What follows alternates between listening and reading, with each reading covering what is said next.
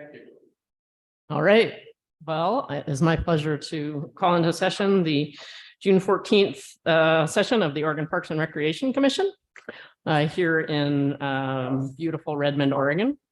And before we do our introductions, I just want to thank the team that led us around a wonderful tour yesterday of Smith Rock and getting a chance to really see in 3 dimensions both how spectacular it is, as well as all the great planning that's going on there. And we're really excited to talk more about that today.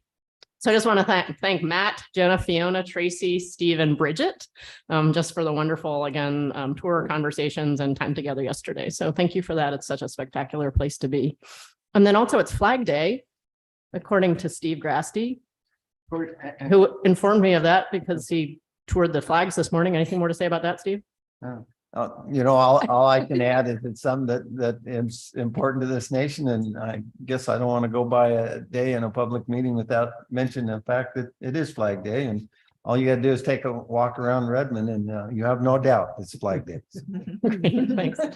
So we will start with introductions. So I'm Jennifer Allen, Commissioner from District 1, and also the Chair of the Commission. And Steve, I'll turn it back to you. I'm Steve Grasty, and I'm a Commissioner from Eastern Oregon.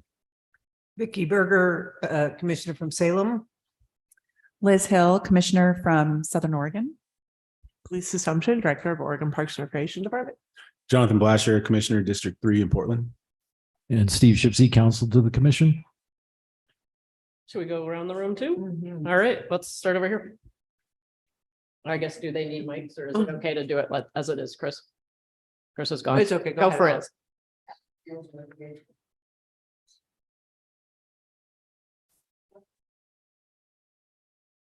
Ross Kent, North Central Education. Matt East, Deputy Director for Field Services before the State Parks. Mr. Brothers, not region director. Tracy Johnson, construction department manager. Then Marvin, many years manager. Matt Day, manager at State Park. Then is Governor, coaching region director. Derek Moyer, Deputy Director, State Park Operations. Darryl Hunt, manager. Katie, I'm here, government relations and policy manager. Joni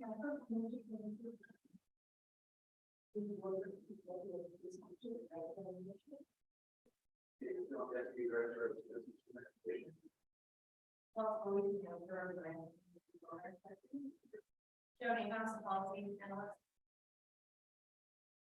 Chris Havel.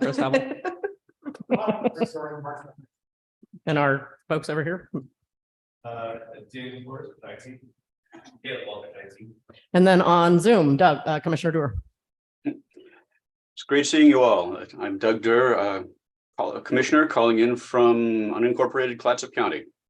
And then Laurel, I don't know if you're there. You want to introduce yourself? Yeah. Hi, Laurel Hillman, Ocean Shore Resource Coordinator. Great. Thanks so much. Good morning. Did I miss anyone? I think we're good. All right. And then our first order of business is approval of the minutes from the April 13th meeting in Gold Beach. Do we have any corrections or edits on those? I move approval. Okay, we have a motion to approve. Do we have a second? Second. All right. If not, all those in favor say aye. Aye. Any opposed? All right. Now we move on to the approval of today's agenda. Are there any changes to the agenda? Chair Allen, I just have one quick change. 7A, the Heritage Division update. We're going to move down to reports. As you noticed, Chrissy is not with us today. Okay. But Daniel is going to go ahead and take the Veteran and War Memorial Grant Program. That's an action item, but the 7A will move to reports. Okay, great. With that change, is there anything else? All right, so then do we have a motion to approve today's agenda? So moved. Do we have a second? Second. All right, a motion and a second. All those in favor say aye. Aye. Any opposed? All right, so public comment. Do we have anyone signed up for public comment? We do not. All right, then, moving on to the director's report with our legislative update, I believe, being the first item. So is that Katie? Katie will make her way up. This will be fun.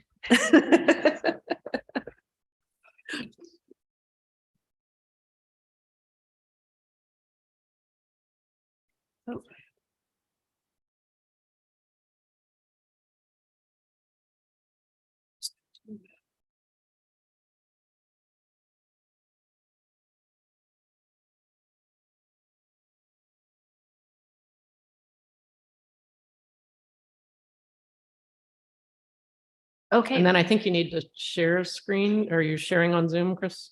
Am I good or do I need to? I'll share that, sure. Okay. Good That's- catch. I don't know. Usual world.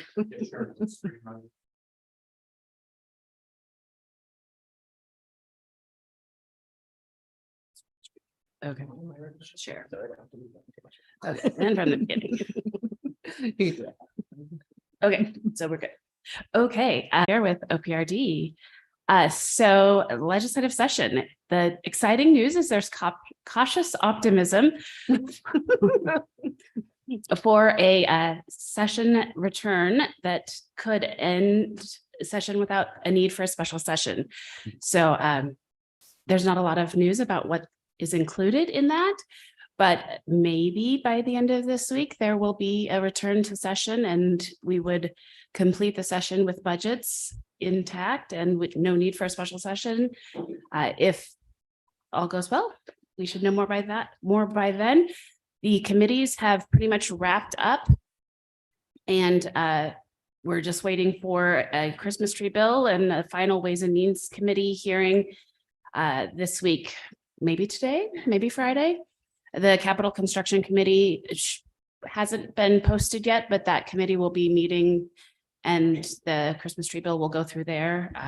And then we'll see what goes. Lots of bills. We're tracking lots of bills. They're all stuck. Sunny die by June 25th. And just as a reminder, OPRD has no position on most bills. We did get to have a position on a couple of bills, but I was going to go through just where some of the bills that we had talked about are at this point. So the most exciting news is we did get one bill passed. Senate Bill 890 has been signed by the governor. So the Parks and Recreation Commission membership will be based on the 6 congressional districts, plus then we'll have at least one member from east of the Cascades and at least one, or in at least within the membership of the 7 commissioners, one will be from east of the Cascades and one will be from west of the Coast Range, but it'll be floating within those 7 members. And then the governor will also appoint based on outdoor recreation interest, heritage interest, racial, gender, and ethnic diversity. So that will be with new appointments, and we were lucky to get our bill passed. The ODFW Commission is still figuring out their structure. We were nice. We didn't have the controversy that they have. So that is the one bill that's passed. We have quite a few that are on the Senate floor. I don't know if that will move forward if they come back or not. We'll see. The land transfer bill is the one that we're most hopeful that maybe could get some action. It passed the House 60-0. It passed the Senate Veterans Committee is where it went through, and it passed that without any major objection. We'll see. There was a bill that would create a study for historic preservation tax credits and grant programs. It passed the House 59-0. I don't know that it's necessary. It would have the Legislative Revenue Office do the study. I think they could do the study without the bill. So that may happen regardless of the bill, but we'll see. And then there's an abandoned and derelict vessel bill that also is waiting for a Senate vote. The Department of State Lands is already creating a task force and appointed members from OPRD, DSL, and DLCD, and the Marine Board to be on this task force. So we're doing the work. It's really around the funding and things like that. We'll see what happens there. We have a couple of bills that are needed by both. They're ready for both the House and the Senate. They went through joint committees, so they would go through both sides, and they haven't gone through either at this point. So not sure what will happen with those bills either.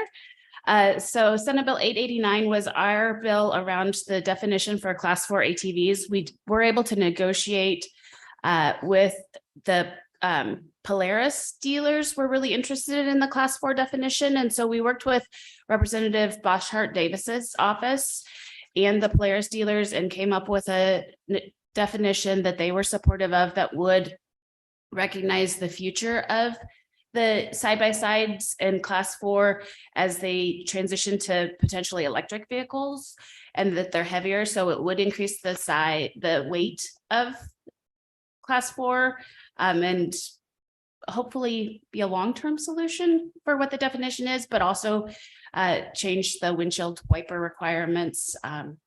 So everyone was happy with that solution, but we might come back in 24 or 25 with that solution. And then our budget, and Rebecca will go over our budget some more. Some bills that we had talked about in the past that are in Ways and Means, we'll be watching Christmas tree bills to see if they come forward.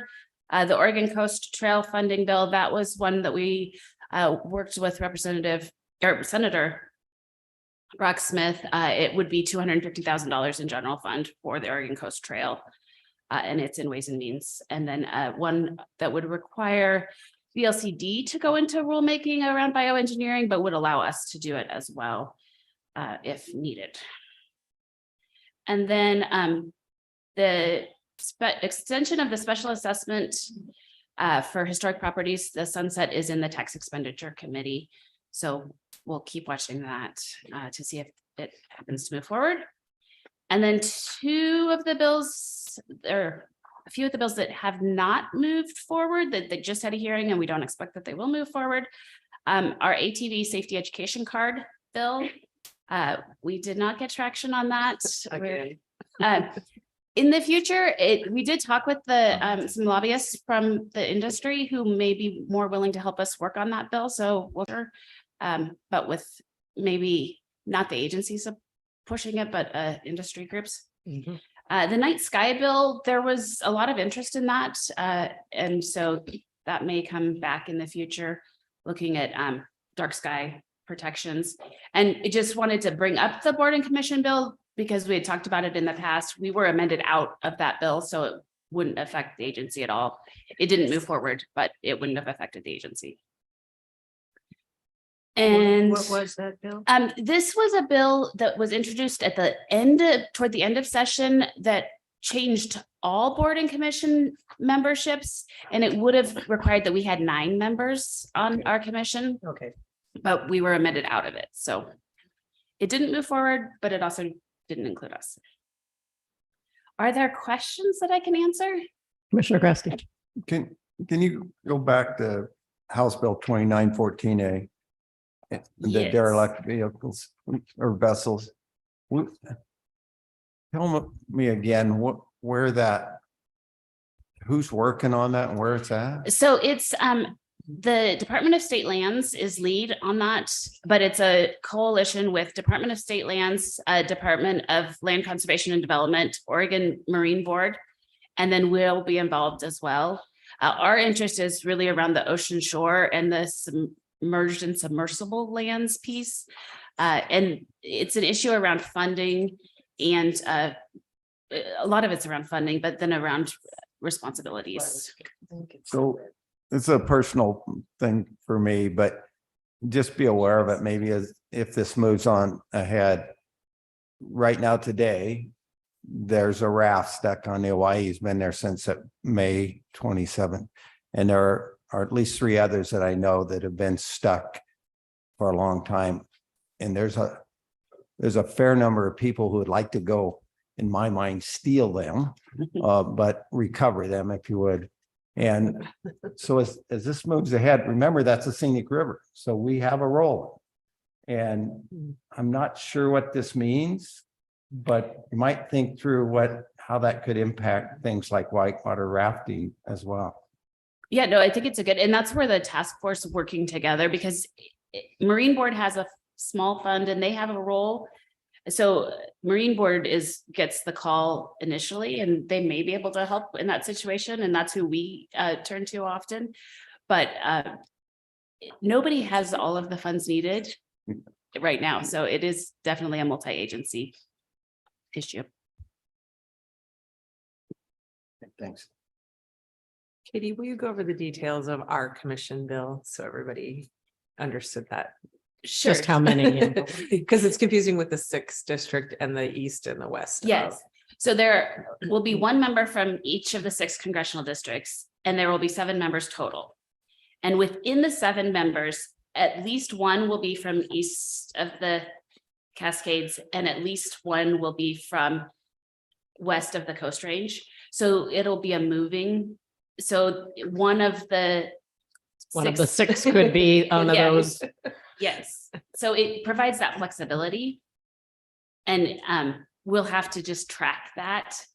It Right. wouldn't necessarily be you're the east of the Cascade representative or you're the Congressional District 1 representative. You could be the Congressional District 1 representative and the west of the Coast Range representative. That's. what We tried I to keep it as understand. confusing as we possibly could, but to 7 people, because 9 seemed like an awful lot, and having that representation the way that the districts are laid out was super important to us. Does that? Thanks. Yes, it does. Yep. Thank you. Great. Anything else? Great, well, we We'll will. hopefully we we'll by the end of the week. Do a report in September and try to Okay. untangle all of the things that are in all of the bills. There are a number of, they've decided now to do big package bills, so they're just dumping in all the, like, there's a climate bill, a water bill, and so there's like 14 bills in the water bill.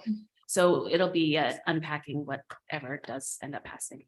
Great, thank you. Thanks for your help up to now, and thank you in advance for your help unpacking all that.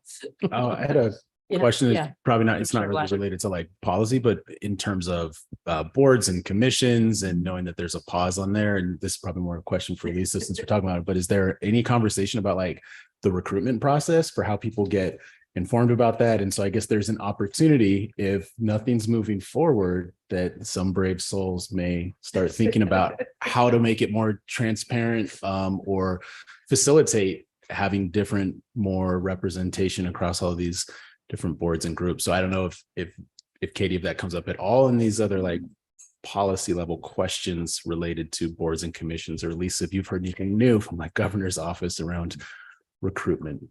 It did come up, I'm sitting in on the Environmental Justice Council, and it came up with the Environmental Justice Council last week that they were asking some of those questions and interested in that group has started reconvened.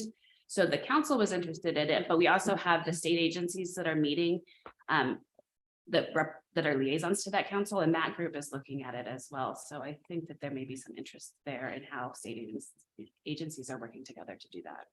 I think there's still a lot of talk and a lot of interest, but I have not seen any action. I have not heard an action plan.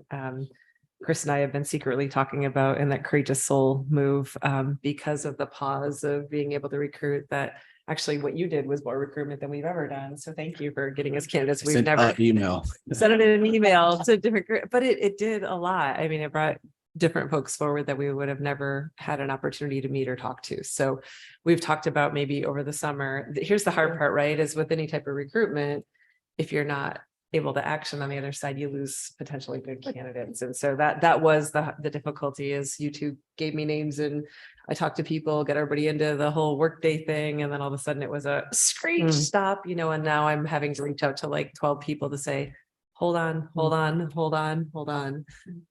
But so we've talked about maybe doing an actual recruitment until we're told not to, and play with that a little bit over the summer. Yeah, just to pick up on Jonathan's comment, I wonder if there's an opportunity though to talk through the process and the how of the outreach, and how to expand it and make it without triggering the actual. Yeah. What I'm saying, if you're concerned about the timing, Yeah. rather than just leaning into get names, to say what are some other mechanisms we have for getting the word out through different networks, through different things like that. So I mean, if we had that teed up, so when we Yeah. have a better sense of the timing, then you can activate it, maybe. I mean, that might be. an Certainly option. think we can play around with that. We've been waiting for the governor's office to kind of say this is the process. And that way we're consistent across the 100+ boards and agencies, and that one isn't uniquely different We than could the lead other. the way. All right, more to Model more to good come behavior. then. Awesome. Thanks, Thank you. Katie. Yeah, thanks a lot. So I believe 3B is Director's Expense Report, which is an action item, and Daniel. Welcome.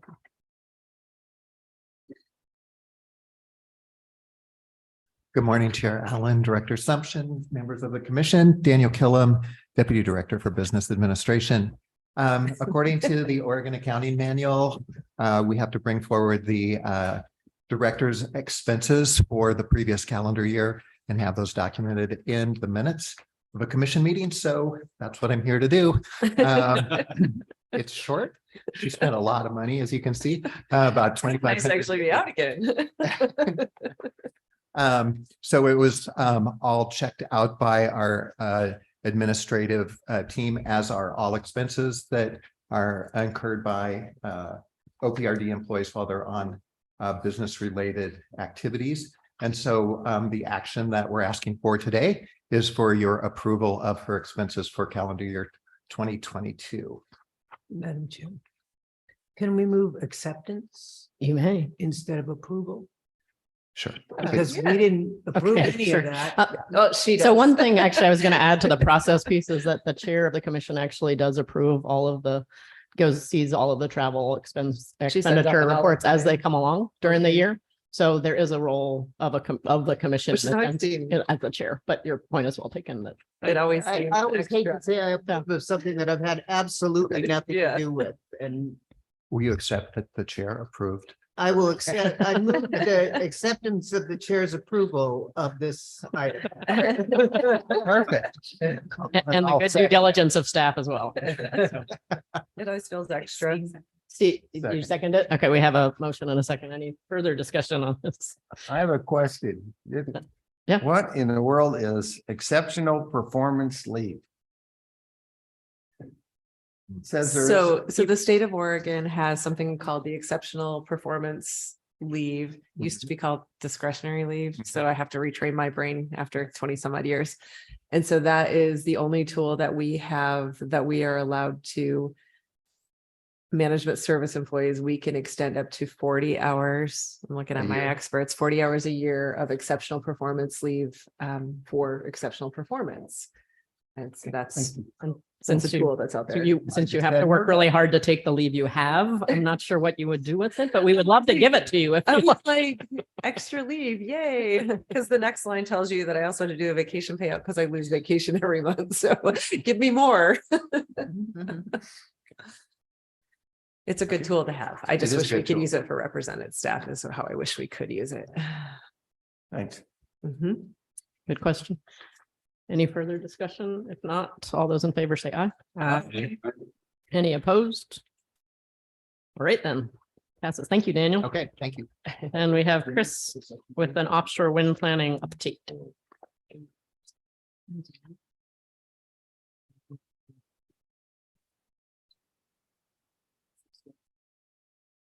Did we just? It was handed out yesterday. Might be. No, it's right. I have my. And that was handed out yesterday, so if you don't see it in your packet, it's because it was a separate handout yesterday. There it is. Chair Allen, Director Assumption, members of the commission. My name is Chris Havel with the Oregon Parks and Recreation Department. Here on agenda item 3C, it is 3C, isn't it? Related to offshore energy installations on the Oregon coast.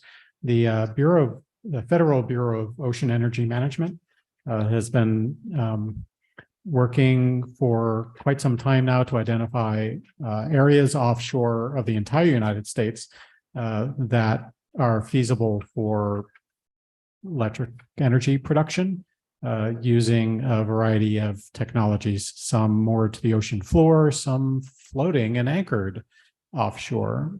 The entire West Coast was studied by the Bureau, and through several steps in their process, identified two areas to potentially pursue for leasing. One is offshore Coos Bay, the other one is offshore Brookings. These installations would be about 14 miles offshore. They are windmills, they float, they have anchor chains that keep them in place in theory. Welcome to the West Coast. And then the power is run on a line back to the shore. 14 miles is within sight of of the coast, especially depending on your elevation. Horizon, I think, is about 21.3 miles, give or take, depending on where you're standing. So our concern and concern of others has there been any visual analysis done, both daytime and nighttime?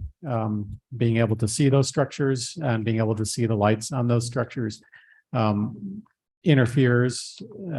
potentially interferes with the visual aspect of enjoyment of the Oregon coast. The Bureau of Ocean Energy Management is hiring that work out to do visualization showing what those installations would look like. There was a late breaking letter from our federal legislative delegation. I haven't read it in detail, asking for a pause in the process. In theory, sometime in the next several months, the Bureau could begin the actual process to start leasing some of those areas. Some of the things that I just said are probably either vague or inaccurate, which is why Laurel Hillman is here from our Ocean Shore staff to both answer questions and to fill in the blanks. So I'm going to sit back.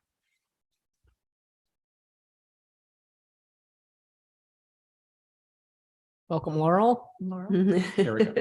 Thank you, Chair Allen, Director Sumption, and members of the commission. Happy to entertain any questions you might have or provide clarifying information. I would say the leasing is not likely to be within a few months. That was one thing. It's probably further out for actual leasing, but they did hire a contractor to do the visualization simulations, and they were supposed to present those to a group earlier last month, but said more recently that it would happen before the end of June.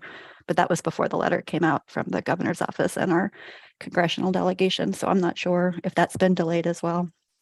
Great, thanks, Commissioner Berger. So timing on this, even if the leases are let, how much time is there before there's anything installed? And how does the transmission issue between these things and the shore compare to wave energy, for instance? How far does it go? And I think we've got competing technologies in our oceans going forward here, and my preference is the wave one. I don't know why.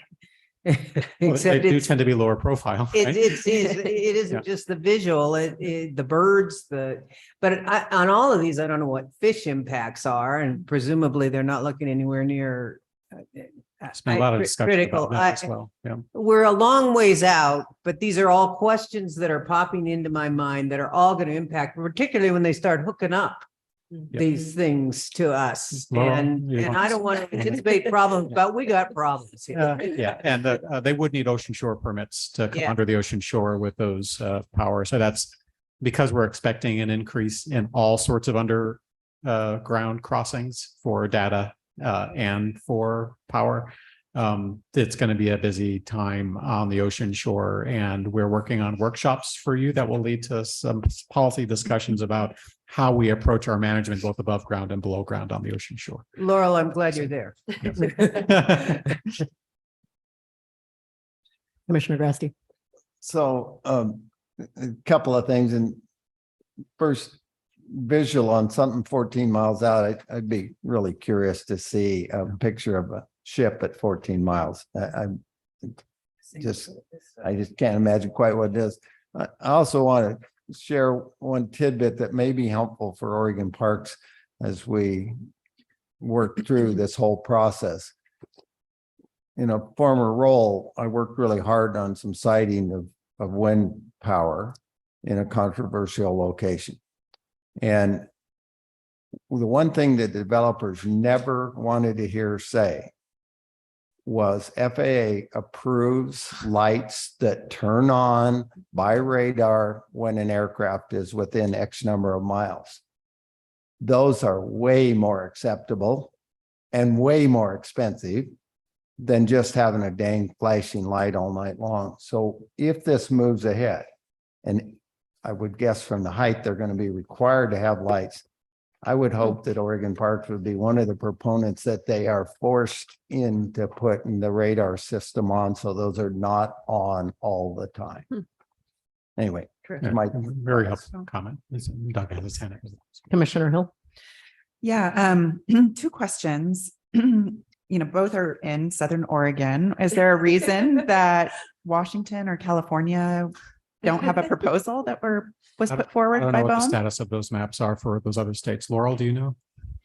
California already went through the call area and leasing process on the Northern California coast. So there is a lease area off Northern California. I Okay. think Washington is further down the line, and they also have a national wildlife refuge off, or national marine sanctuary off of their entire coast. So that would potentially push stuff out further, at least in their offshore areas. Okay, and then the other question was some clarity on what the federal delegation concern is. They're concerned that there needs to be more time with stakeholders, including federally recognized tribes and stakeholder communities such as fishing interests and other interested parties, that they wanted I think it's just generally a pause to work on some of those outstanding issues with the proposed areas. Okay, thank you. Commissioner Dorr. Yeah, I raised my hand right as Commissioner Berger was finishing. So a lot has been said since then that kind of addresses my questions, but I mostly was putting my hand up initially to say yes to everything Commissioner Berger is saying. Yes, absolutely, and more so because I share those concerns. I do also welcome we've had some discussion as to our responsibilities as OPRD as it relates to these offshore energy projects. I welcome more through the form of workshops to talk with us about what our very specific legal responsibilities are, and what our public disclosure requirements are when those moments occur, when we need to let the public know that we are permitting certain activities to proceed. Because we have seen from prior experience that we're certainly being held accountable, whether in intangible legal ways or at least in optical ways, for some of the things that don't go right on some of these projects. So I think it's really urgent that we get our continue to get our thoughts in order. I know staff is, but the commission will benefit also from having those conversations. I think that I agree that with everything that's been said in the interim since I put my hand up, Commissioner Grassky's point about not having the lights there, I think that this mileage from the shore, it is unlikely we will see structural components necessarily, but you might see lights flashing over the horizon, for example, which is definitely an aesthetic impact. And there are other kinds of impacts as well. I also do have just a bit of concern. I know that the question from Commissioner Hill about why here and what's going on in California, these are all important points. I do have concerns that we are not that we're not perceived as the point of least resistance from a compliance standpoint. I do think that some companies do look at, for example, the state of California, consider the simple costs of doing business, the CEQA process, and other aspects of environmental compliance there, and sometimes feel that there's an incentive to look at Oregon's shoreline rather than, for example, our neighbors to the south. So I think that a good, clear conversation about this needs to be ongoing. I'm glad staff has put so much time into thinking about this, but yeah, I think that some of the things we're talking about are urgent. These are not projects we are initiating as a department, and yet we're still held accountable for some of the negative externalities, the negative outcomes that may occur, and that raises a lot of concerns, both legally, but also the perception of the department. So thank you. Thank you, Commissioner Dorr. Commissioner Lasher. Thanks. You had some questions. I agree with everything folks said too, and also as Oregon looked at is sort of one of the paths of least resistance.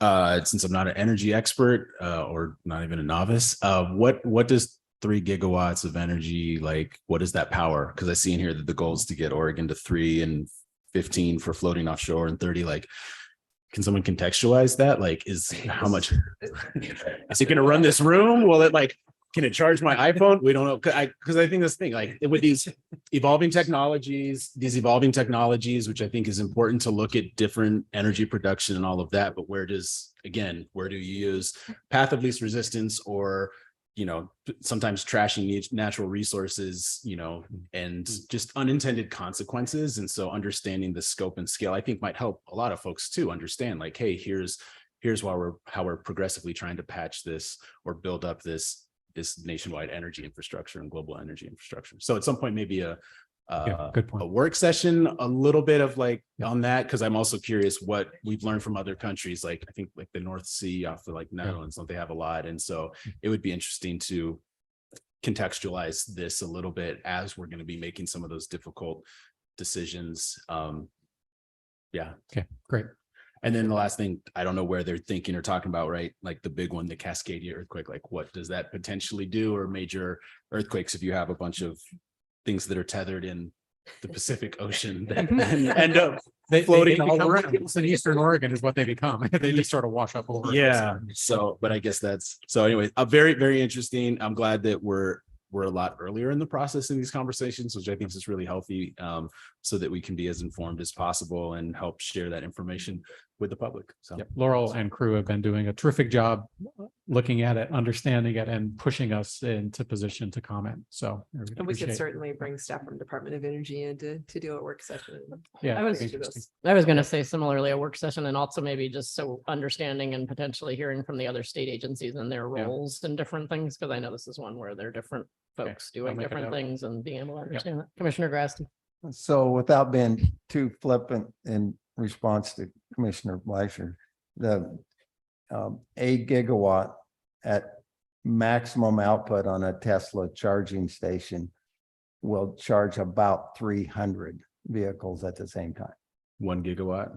Eight. Yeah, Eight. one gigawatt will charge approximately 300 Teslas at the same time at their maximum output, and they don't put out maximum all the time.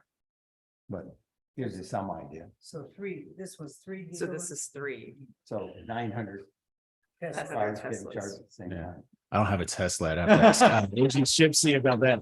I guess I'm wondering too, like how many, like thinking more like household, how many households and things like that and businesses, My but leaf would explode. I imagine that, yeah. Thank you. I didn't expect you to have that knowledge. It's good to know. I know, right? Yep. Thank you. Any other? That was much better information than Chris's. Yeah. Honesty is important. I can make something up if you'd like, but not.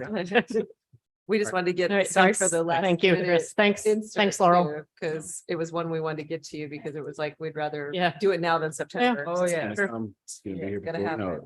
All right, we're moving on to 4A, lottery and budget update. Rebecca.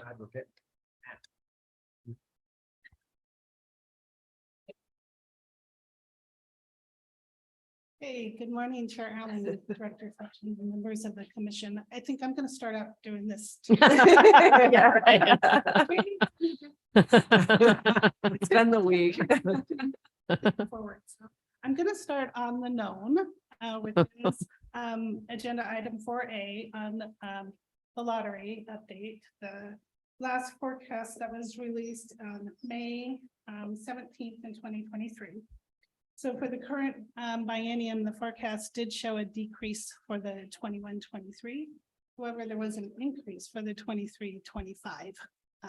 So you have the chart there that shows the differences between the 21-23 biennium and what we're going into to the 23-25. So there's for the 23-25, which is one we really kind of care about, there's an increase there of 1.3 million on that. Now we are about $3 million away from the 25% threshold. And we know that we will reach that in the 8th quarter transfer, which we should get in probably July or the first part of August. I heard you talked about the 25% in the executive session. So we did receive, now we're going to get into the unknown part, right? The Legislative Fiscal Office did put through a proposal. It wasn't what we were hoping that it was going to be. And so once we get the final numbers and we'll figure out what the impact is. But I think we were estimating about 34 million. It's actually closer to about 50 million that will go into the local government grant program. So once we get the final numbers and hopefully in September, I'll be bringing a final budget to you, but that's the unknown piece. Where we are at currently, because we're only a couple of weeks away from July 1st and the start of the new biennium. So we are under what is called a continuing resolution.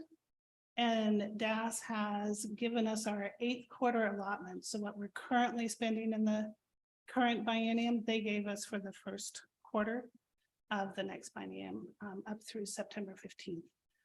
What that means is we can do current service level. So we can keep doing business as usual. Our employees will get paid.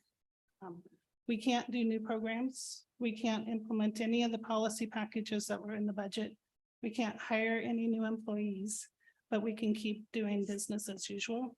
Go bonds is one of those items that is not included in this because it is a 6-year capital construction and it's in the 21-23 biennium. So even as our engineers continue to do work and we get invoices, we will pay them back to AY 23. They don't have an impact in the biennium that we're coming up onto. So Go bonds can keep going forward, but any other packages or any other new projects that were being planned for the next biennium are on hold until we get a new budget. Part of the challenge is whether or not that 8th quarter allotment will cover our expenses in the first quarter. So we have done an analysis by each one of the program areas to determine whether or not there will be enough there.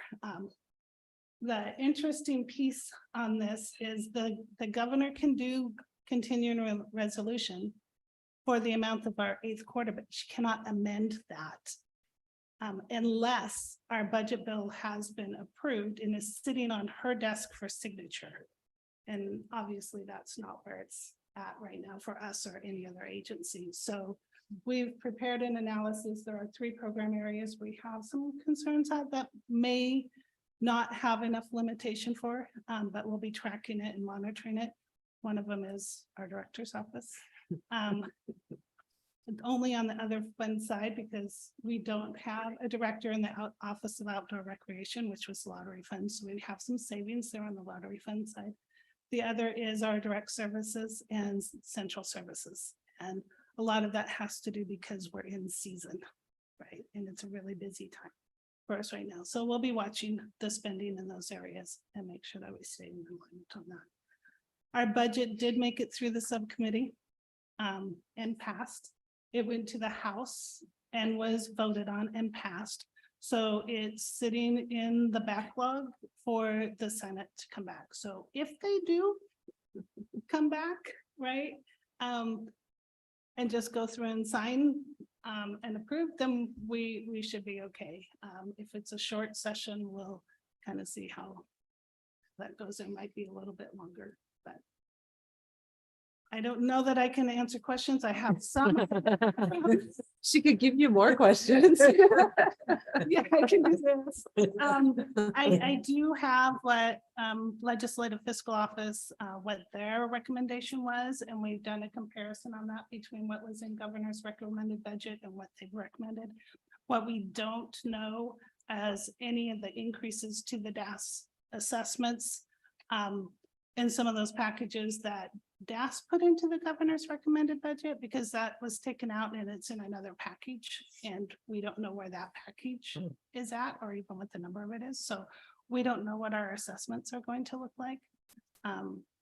But we do know that there was only 3 positions that were not approved that we were requesting. There was a change on one of the packages, the IT package.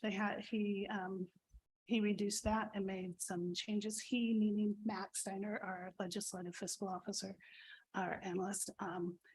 And there's a couple of packages that we're not quite sure what happened to them. We don't see them, so we don't know if they're just didn't get included in his narrative, but they're in the numbers, or maybe he didn't approve them. So once we see everything in the bill, then we can kind of figure out what was finalized, but otherwise it's like. So I'll take any questions that I can try and answer. Any questions? Thanks for Thank you. surfing the adventure in Salem. Thank you.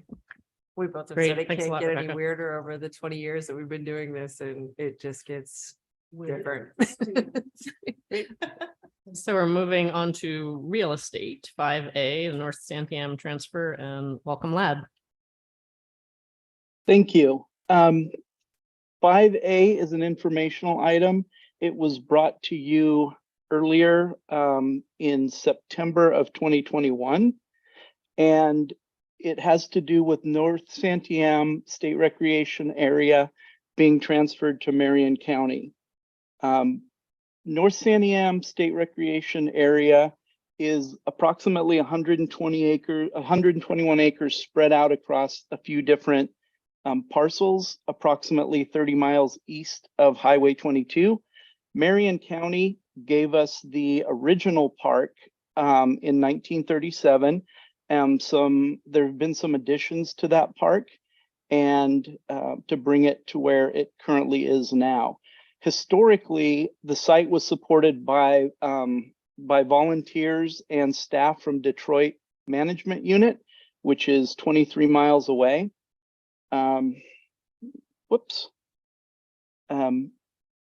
The North Santiam area is surrounded by county parks. So they are there with their maintenance runs and operations currently. So we decided, well, after we briefed you with the county for maintenance and operations that was to last for 2 years, under the understanding that at the end of the 2 years, had everything gone well, we would look to transfer this property or these properties to Marion County on a more permanent basis. Just to update you, the arrangement with Marion County has been successful. The operations are going well, and the county has stated that they are interested in assuming ownership of that property. The county has asked that we try to have this completed before the expiration of our 23. So we will work together and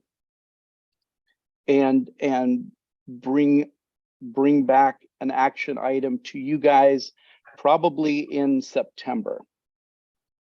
Are there any questions for me? Also, I do know that I believe there's some people there that may want to speak. North Santiam left out of the Niagara, Pack Saddle, Minnow transfer. In other words, I drove up and Pack Saddle and Minnow say county all over them. So those have been in county ownership for, the only one that wasn't was the North Santiam. And so they've asked to incorporate it into their county park system. When did we transfer them to the county? Years, decades ago. Those have been counties for 70s for sure. Okay. Yeah. North Santiam is the outlier that was ours and this is to clean up that. and technically it was theirs originally. So during the fires, they asked if they could use it to house folks, and we were like, okay, maybe. And then they asked because there's not been a lot of movement to create federal recreation access back into the canyon. And so they're really trying to grow their park system to be able to get that recreation access back into the canyon and try to improve local tourism and whatnot to the area. So And this is just a day use area for us. currently day use, yeah. Okay, I'm fine with it. Commissioner Dorr. Yeah, thank you. I know, of course, because of the location of these properties, there's a high likelihood of sensitive natural and cultural resources. I'm sure these have been looked at carefully. I guess I'm wondering, is there anything the commission should be tracking in terms of places of unique sensitivity that would be affected by this transfer? They're nothing that should be affected by the transfer. All right. And no other legal encumbrances of any kind that we need to be thinking about as well? I'm sorry, say that again. No, there are not. Yeah. And Sarah Steele is with us. Sarah did the agreement. Sarah might want to jump in here and Yeah, welcome. Yeah, Sarah. absolutely. No, thank you very much. I you can appreciate see it. her smile, actually. Yes, Chair Allen, Director Sumption, and members of the commission. To your question related to the cultural resources. So we have been in tribal consultation. We've reached out to local tribes. The Confederate Tribes of Grand Ronde have sat with myself as well as Marion County to discuss, their concerns, where they can partner and work together in relation to protecting resources they consider valuable. And while there's no known documented archaeological sites, it's certainly an area of significance considering it's on the North Santiam River. And if you remember, we went through the same sort of process in relation with the Confederate Tribes of Grand Ronde related to Cascadia. And through that process, we adopted some business practices in relation to coordination and protection of resources. And we have shared that with Marion County so that we're all on the same page as far as the perpetuity of the stewardship of the area. So Confederate Tribes of Grand Ronde are very well and deeply engaged in this process. And so far, I've raised no concerns and in support. Very Thanks. good. Sarah. Thank And you. I see Thomas is with us as well. Did you want to add anything there? No, I just wanted to, first off, I wanted to thank everybody for, hearing about this transfer today. My name is Tom Kissinger. I'm the Parks Program Supervisor for Marion County. We're very excited about this property. It fits really well into our strategy for the future in the canyon and kind of what we're trying to rebuild from the fire. And this site has been a huge benefit to us and our staff. The hosts that we have on site have been wonderful. They came from state parks and now volunteer for us. And they have, just wanted to thank everybody and let you know that we're as committed to the property as state parks has been. Just quick little story. This is actually where I was the day before the Beachy Creek fire. I was at this park fishing, looking around, and I thought to myself, I love this park so much. It would be an honor for me to see this through, and I just want to express that appreciation. That this place holds a really special memory for me. It's actually the first park I visited when I came to Oregon. So, thank you very much. Yeah, thank you, Thomas. Commissioner Hill.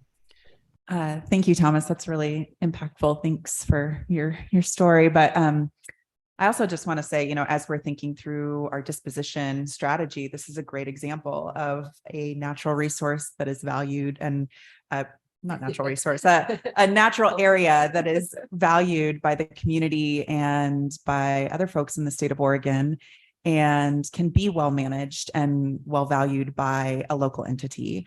And so, as we're thinking through the language that our commission has been thinking through and discussing on how we're going to move forward on dispositions into the future, entities that can do this work and maintain it for public access and really put their own local touch on it to make sure that it is accessible and valued, continue to be valued by the local population as well. So that's just my 2 cents I wanted. Thank you. Any other comments, questions from the commission? Great. All right. Great. Thank you very much. Awesome. That's Thanks very for being with exciting. us, Yeah. Sarah. Thanks for being with us, Thomas. Yes, thank you so much. Great work. And I believe, Lad, you are next with 5B, which is the Brian Booth Beaver Flats. Yes, and 5B is an action item. And just for the record, Chair Allen, Director Sumption, Commissioners, I am Lad Whitcomb, property agent for OPRD. The property that we're looking at Brian Booth State Parks, we were calling it Hancock 55 as it was owned by Hancock Timber. We're now in the range of $230 to $250 million timber exchange between Manulife, which Hancock Timber became, and Weyerhaeuser. When Weyerhaeuser got this into their portfolio, they didn't realize what a strategic piece of property this was for OPRD, and they put it on the market. We were contacted by some folks in the community who knew that we were very interested in this property and have been since 2008, 2009. And as soon as they let us know about this, we got in touch with the agent and put in an offer. they started receiving so many offers on this that they asked for, hey, just give us your best offer due on this date, which was about a week away. And they were going to take whichever offer they liked the best.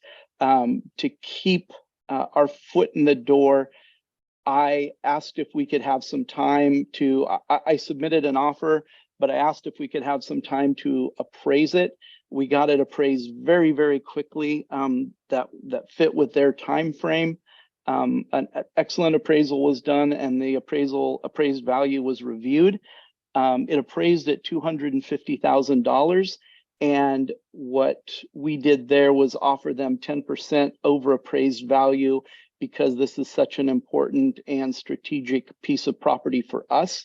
And we didn't want to see it turned into a residential site, or we wanted to maintain it as part of park property. And as far as some of our more strategic reasons for that, is that this would give us access to South Beaver Creek Road. It helps us connect up some of our trails. It's got, it helps us with natural resource conservation, and it is part of our master plan there, and it had always been on our radar as far as a property we wanted. With that, I'm going to ask you guys to vote to approve that we purchase this for $275,000.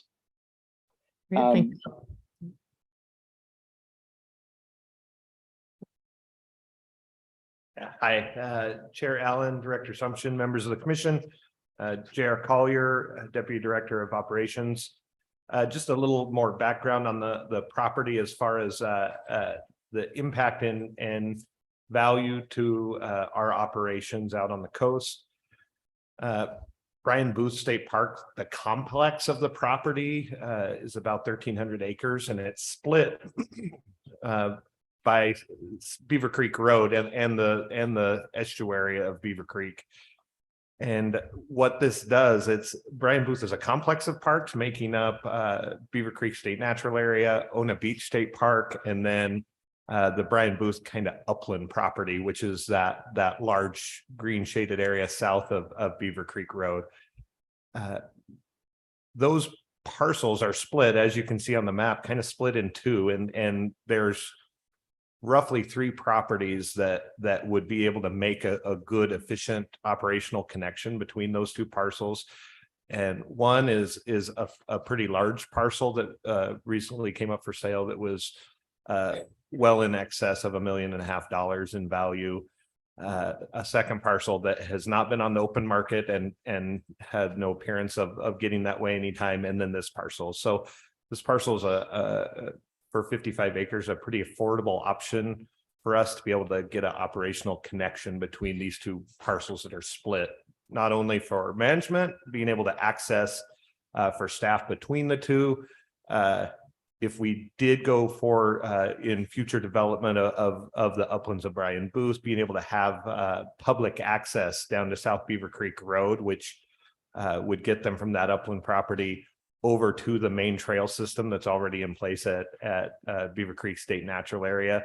This would be a parcel that would allow it. It does have some 2-track forest roads from prior operations or logging operations that we could do some improvements on to help connect the properties. But definitely it felt like, though this is kind of a fast moving acquisition, that we had to strike by the opportunity and really appreciate kind of some of our local partners that notified us that this had went out on the open market, or we have lost that opportunity, because as mentioned, it's pretty limited to be able to have this access, and it's one we've been searching for a long time.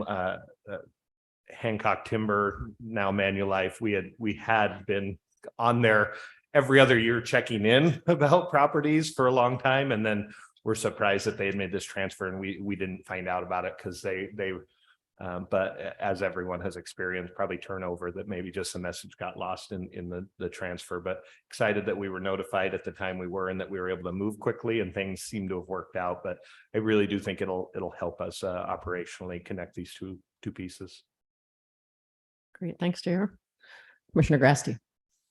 So help clarify for me, that's a 5-sided perimeter, that what must be the northeast short section there. Is that against a road right away, and what road is that? Yeah, that's South Beaver Creek Road. It goes right to a paved two-lane county road, South Beaver Creek Road. Is there a creek there as well, and which side of the road's it on? So what it is on the north side of that road is the Beaver Creek estuary. So it's not the creek directly on that, it's all water, it's wetland. And so that's also one of the challenges, is we can't just like strike a line between our two properties, because most of what you see there's a purple line there that's our current access into the trail system at Beaver Creek. And you can see the dotted lines that represent trails. All those trails are highland trails.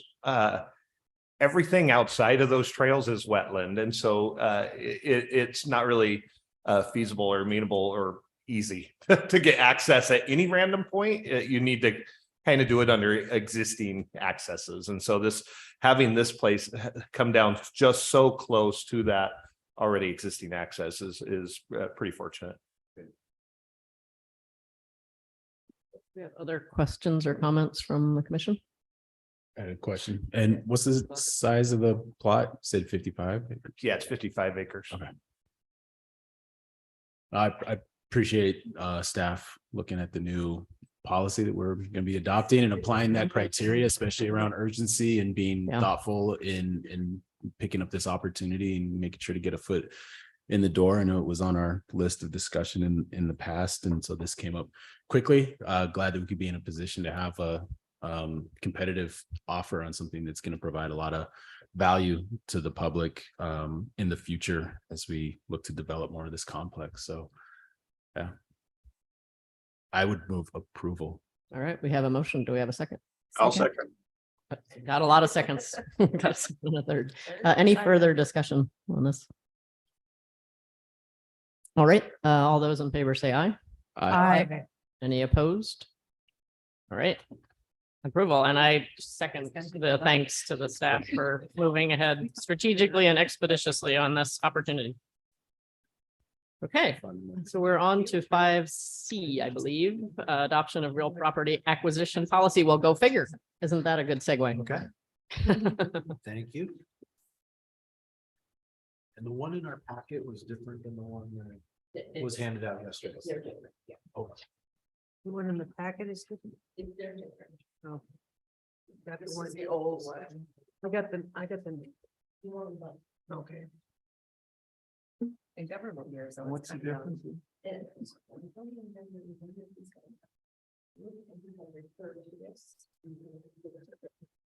Welcome, Matt. Thank you.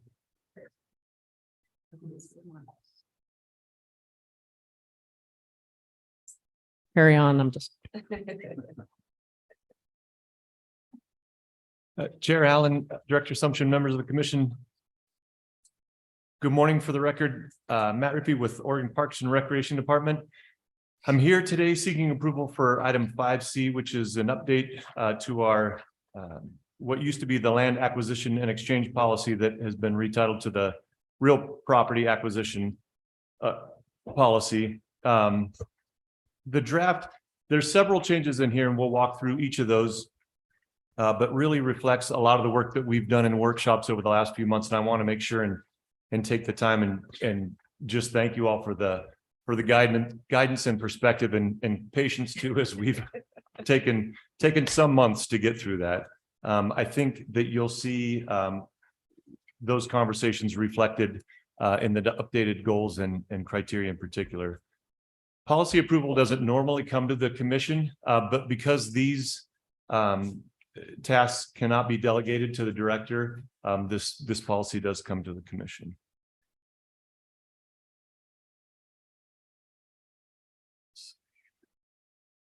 So a quick outline of presentation.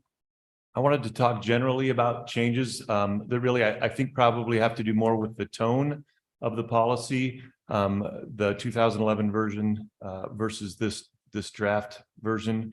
Talk about some of the areas that there was no change, where we removed some items, and then kind of delve more into some of the specific changes around the policy purpose, the goals, and the criteria, and those sorts of things. So the overall changes, as we've mentioned before, that 2011 version that I think you have was based largely on and almost verbatim from statute and rule. This new draft references all of the relevant statute and rule. It just doesn't repeat it. In my mind, the way I kind of see it is this new policy uses the statute and rule as parameters for the agency to kind of work within, and for you all to work within to make decisions around property acquisition. And it also, like I mentioned, reflects the updated goals and criteria that align more with the agency mission and vision, again, instead of just relying on kind of the statute and rule. And then there's some formatting changes. I think policies are just formatted. We've changed how we format them since the 2011 version.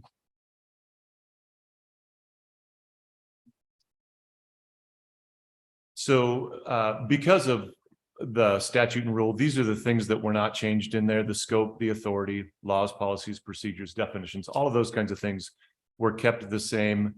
The note at the bottom, the only thing, while we didn't change the content of the working with others section in that policy, we changed the title of that to collaboration and partnership, just to kind of better reflect the direction of the agency. Some things that were removed, the acquisition practices, while not removed, they were incorporated into the general guidelines. We'll get into that here in just a little bit. The due diligence practices and appraisal practices were both removed, and those will be incorporated into the procedure because they're procedural. They're not necessarily policy. So Cami, as we speak, is working on drafting those procedures, and we'll bring those as an informational. But that's why you'll see those things missing from that 23 draft. All right, so digging into some of the more specific changes, like I mentioned earlier, a lot of what you'll see in these changes is moving away from quoting the statute and rule and referring to those, but adding language that I think better reflects the direction of the agency, better reflects the conversations that we've had in workshops. So starting with the summary policy statement, I've tried to put these side by side so that you can see the difference. The 2011 version, in this case, kind of talks about the agency's authority to enter into property transactions.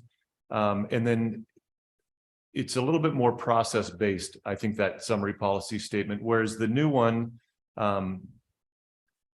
really reflects this idea that property acquisition is one of the most important tools that you all have and that the agency has to fulfill the mission. And then also acknowledges that this is a tool to help you all, to help internal staff, stakeholders with an understanding about how we make decisions around property acquisition and exchanges. And if I'll pause at the end of each of these slides so that if you have questions, we can work through them now or wait till the end, whichever works better for you. Yes. I just take one real quick. And sorry, I missed this before, but where it says citizens of Oregon, I would recommend we change that to residents of Oregon. Because there's people that live there. Perfect. I'm sorry I didn't catch that in That's earlier drafts, but just throughout, I think residents instead of citizens in all of our documents, but at least this one. Thanks. Thank you. Good catch. Yep. Doug has a hand up. Sorry, Commissioner Doer. Yeah, and thank you. I appreciate that comment from Commissioner Blasher.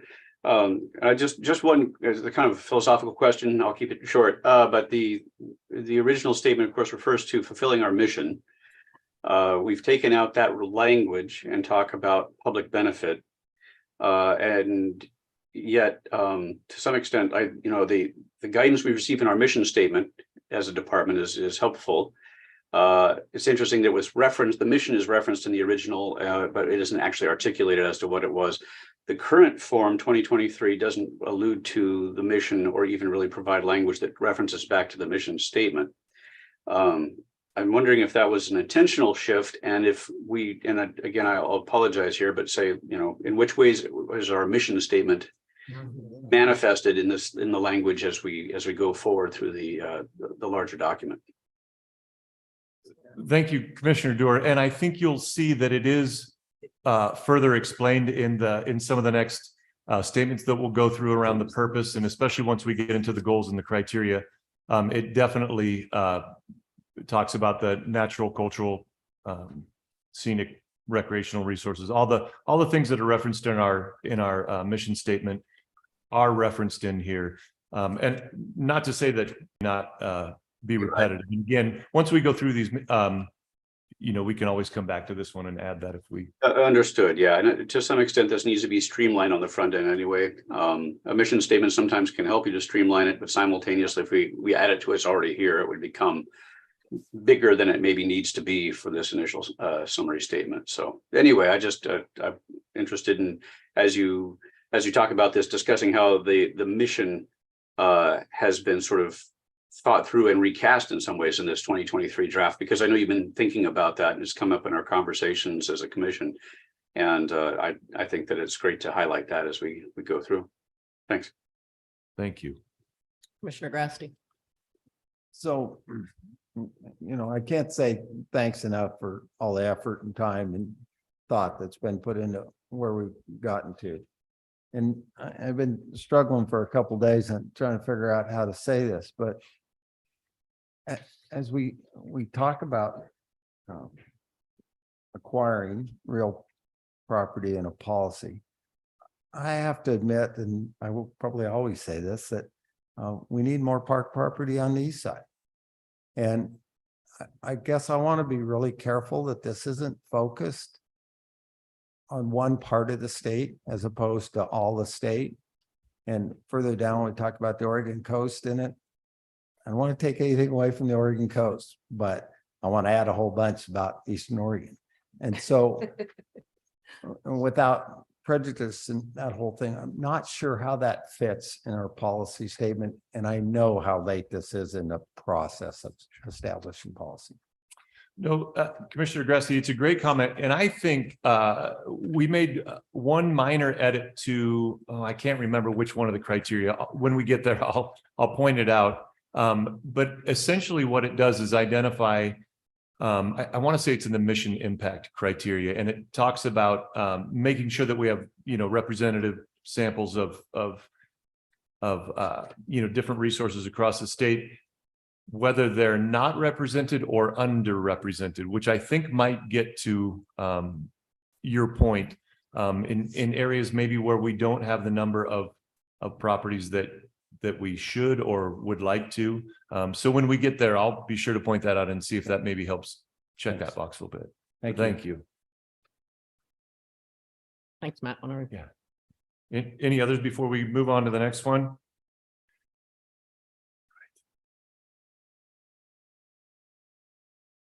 So these are the adjustments to the policy goals.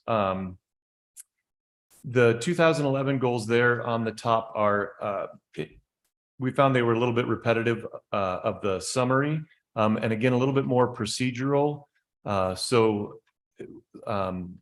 In order to better align these goals with the mission and the vision, these are actually taken straight from the vision of the agency. Those are the three proposed goals: is protect Oregon's special places, connect people to meaningful experiences, and taking the long view. And this really came from the idea to go this direction. These are the ones that we looked over at the April commission workshop, but it really came from that discussion we had at the February workshop in Astoria. I think it was in Astoria, or no, that one was online maybe. But just some of the discussions with you all about really tying this back to the mission and the vision of the agency.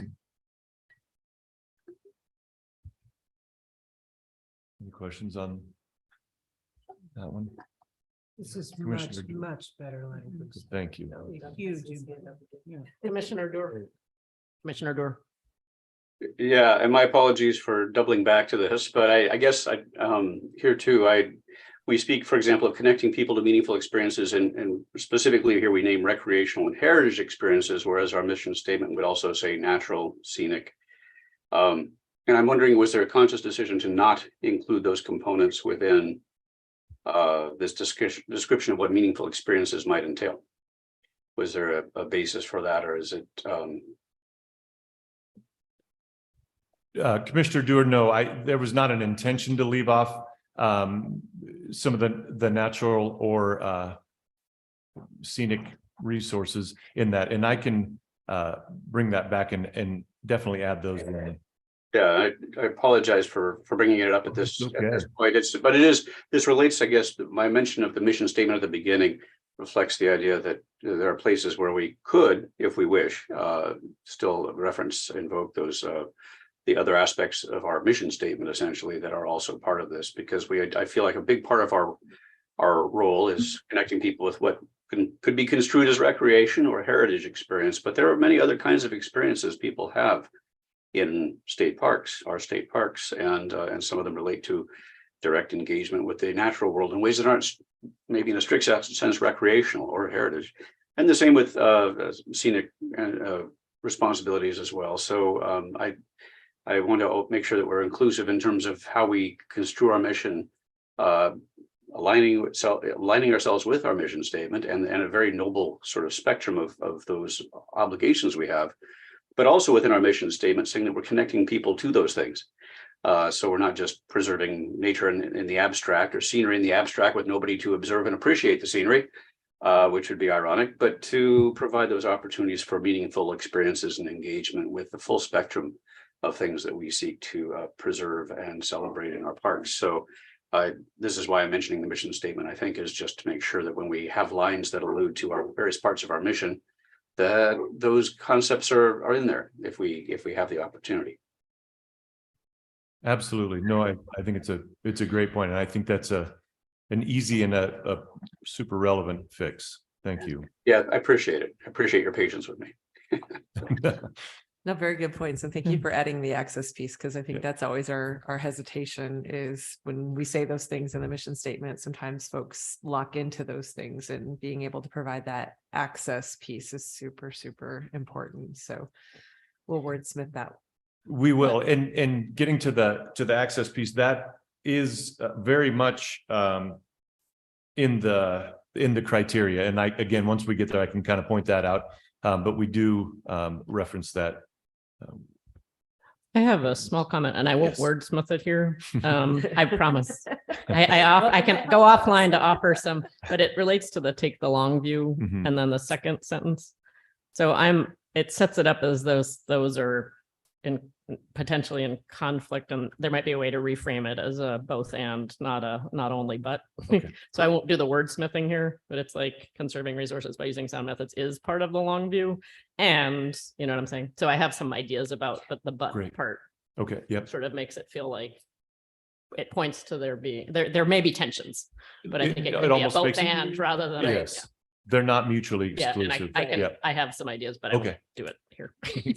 Thank you. We'll take them. Yes. Any others before we move on? All right, thank you. Right.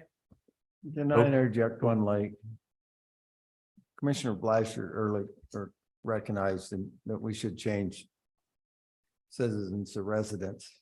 And I note that we use peoples down here. I'm wondering, is that a better choice than resident in that earlier? People's location. When the people of I'm just Oregon, thinking consistency. I don't know.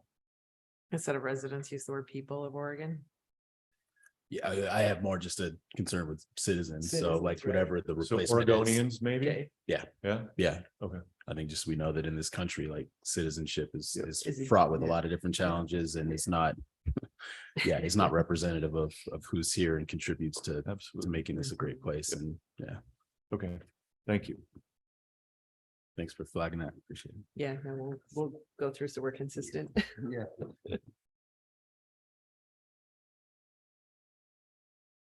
Okay, onto the policy purpose statements. These, again, I know I sound a little bit repetitive. The policy purpose from the 2011 version was taken directly from statute and rule.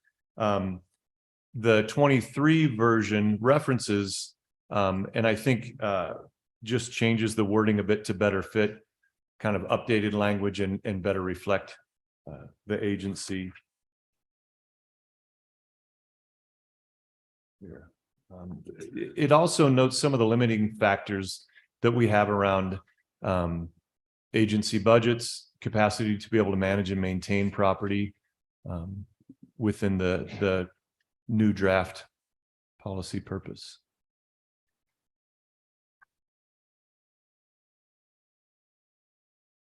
I had thought about reading these for you, but I thought it's probably better if you read them yourself. That's good.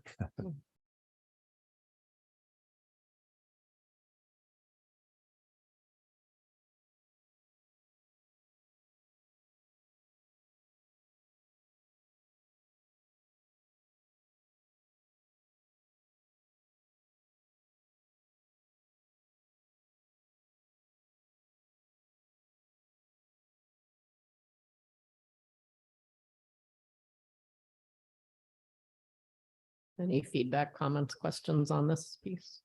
I think the only. Commissioner Hill? Sorry, the only piece that I wanted a little clarification on is this second sentence about community needs to determine missing or underserved elements. Is that what you were referencing in terms of a reflection of what a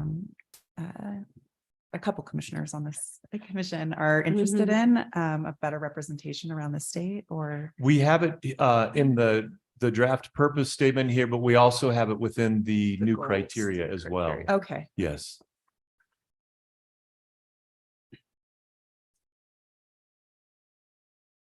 And to your comment earlier, Commissioner Blasher, it does show Oregonians here, which I think would be consistent if we replaced it with that in that earlier Yeah, piece. we've got people, Oregonians and residents.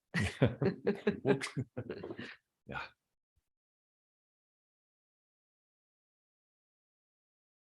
Any other comments? No feedback from me. See any? Okay.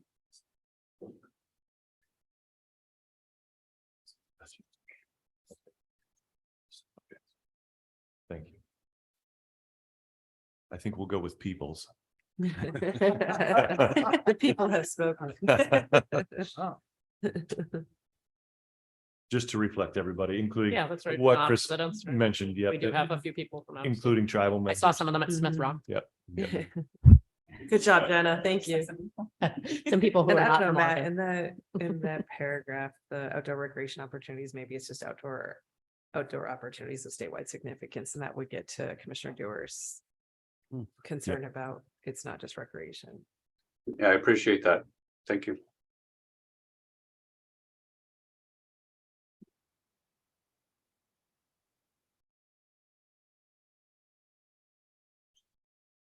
All right, I don't see other questions or comments on this one, Matt. Policy by committee is so cool. Come a long way. Right. It has come from where this conversation started like 2 years ago. 3 years ago. Oh, long time. FG in Washington. Yeah. Park, Is it St. that Parks, one? remember? Yeah, that's right. That was the first time you guys started this. Okay, we'll jump on to the next, which is the general guidelines. So these have just been incorporated into the 2023 version. I'll get to that. It was too small if I was going to try and put them both on the same slide, so they're on two different slides. These have been incorporated into the 2023 version, as well as the acquisition. Shoot, I can't think of the name of it. Not the criteria, but the process has been pulled from page 7 of the 2011 and incorporated into. I'll go to the new version of the draft guidelines. We've just incorporated both of those together into this new draft general guidelines.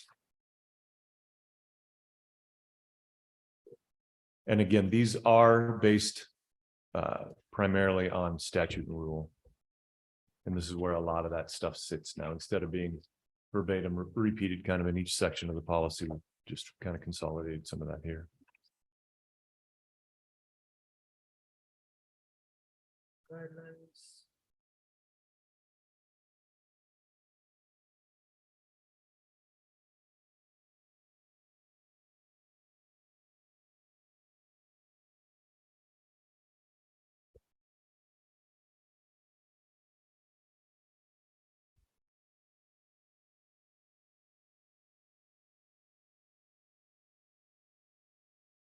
Any thoughts on that one?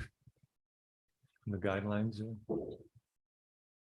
Again, this is not one where there's a ton of flexibility, because again, these are set pretty well in statute and rule. Commissioner Dorr. Yeah, just a small point. This relates to point 6 and how we what metrics we use for the concern of loss of local tax revenue and private economic opportunity. I know that I believe it's handed down to us through statute, if I'm not mistaken anyway, but I wonder how we, in practical terms, is there anything we need to say here? Or I understand it's sort of an aspirational goal to balance those things, but I know that in our deliberations within the commission, this comes up, but often kind of briefly, and if I can be blunt, sort of subjectively between us, how do we feel about the impact? But are there specific metrics that we actually employ on this? This is a big question, probably beyond the scope of what we want to do here, but I'm thinking about the language and whether the language is sufficient to represent the actual process that takes place behind the scenes, where we're doing an analysis of sort of cost and benefit, and especially looking at those local effects.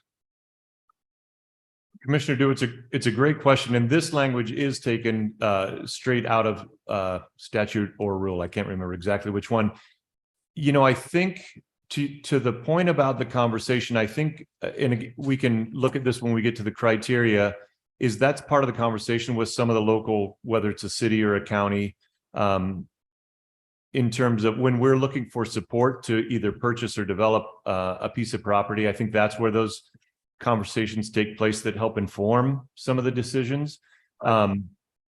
In terms of specific steps that we would take, that'll probably be more in the procedural side of things rather than in the policy itself. Right. And part of what I'm speaking to here, I guess, at the risk of sounding too much like Commissioner Grasty, is that that was like a term of endearment. it was, because I think very highly of Commissioner Grasty and ideas he brings to the table. But to some extent, what we're talking about here is also engagement with local government and engagement with local communities.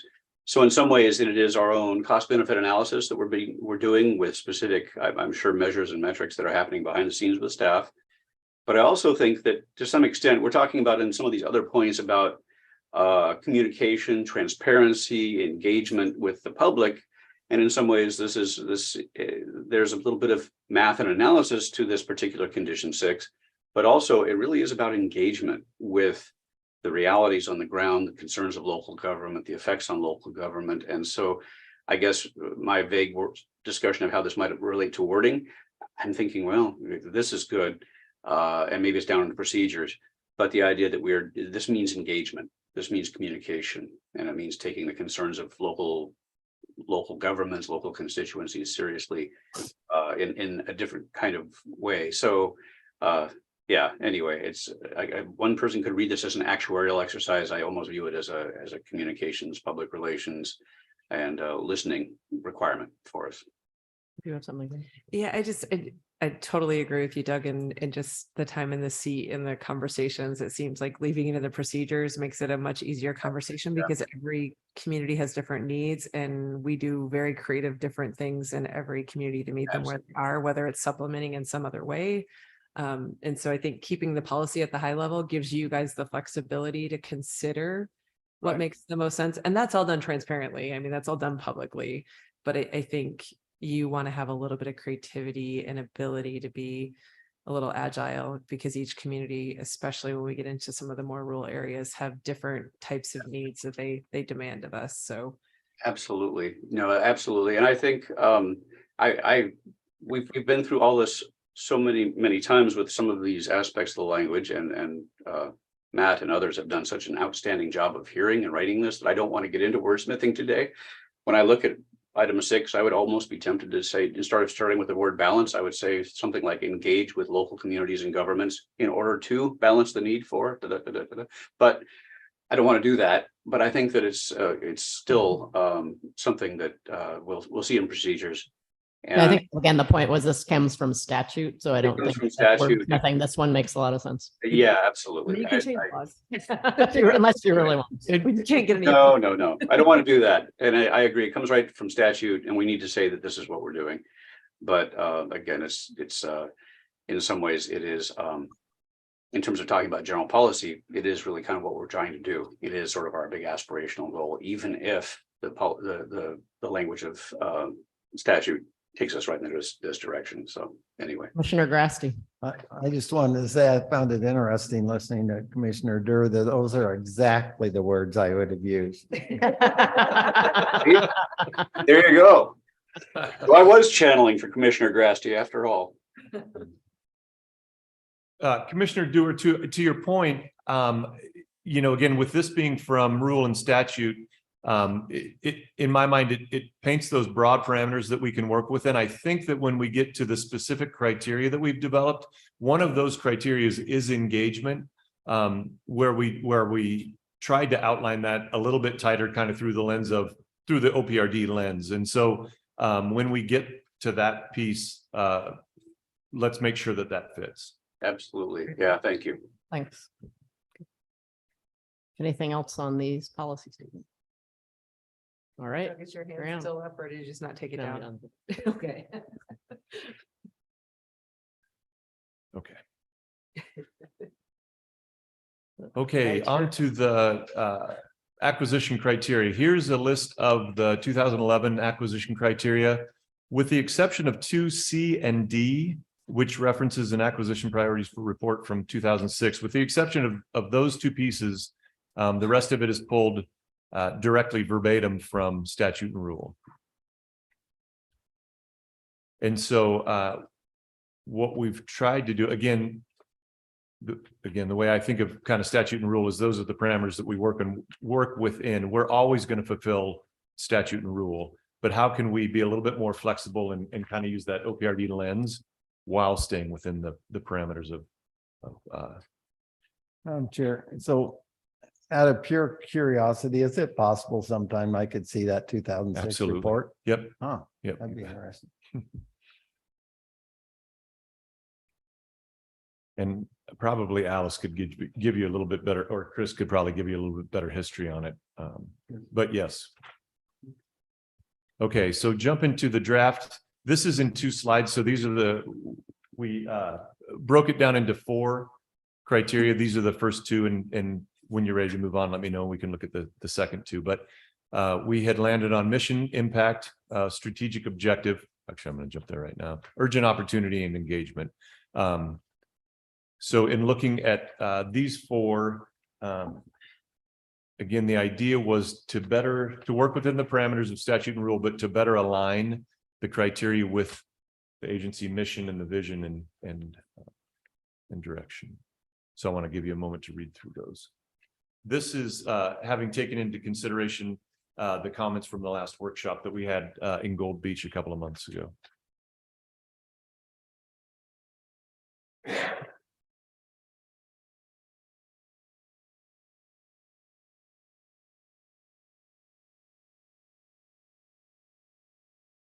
And Commissioner Dewar, sorry, or Commissioner Grasty, sorry.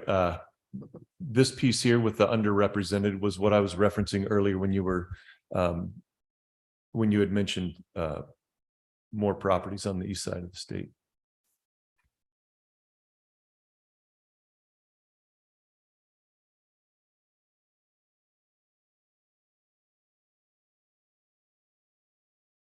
Thank you. Commissioner. I know, again, nitpicky. I come from legislative drafting background, so I'm sorry. It's helpful. I'm taming it down a little bit though. On strategic objective Yes. 3, Yes. do we need the word epic for environmental events like earthquakes, tsunamis? I mean, I don't know, anything's epic these days, and I don't know that That's right. it makes it sound grander than Yeah. like what we is have the a new note? test. And then up on mission impact 2, Mhm. properties with stable I- like mission partners. I don't know what the right terminology might be for that. And I think with that too, what I know what we're trying to get at. And maybe it's properties with partners who can manage or are capable of managing properties, and just take that piece out to allow flexibility for people who aren't necessary, or entities that aren't necessarily on the same mission for preserving for present and future generations, but I'm thinking about like cultural resources. Sure. And what we might manage with another entity who care about kind of that cultural piece, but not necessarily like public access and Right. those sorts of things. So I don't know. I mean, that's again nitpicky. They are like mission It's okay. all in a lot of It's the all right. stuff we do, but I'm thinking through that verbiage a little bit Yeah. more and just putting on record kind of where I'm thinking through that number 2 and reflection of other partners we might work with. I think it's a really good point. And from our conversation yesterday too about disposition, I think it's one of those that we'll really need to adjust kind of on that other side of things potentially as well.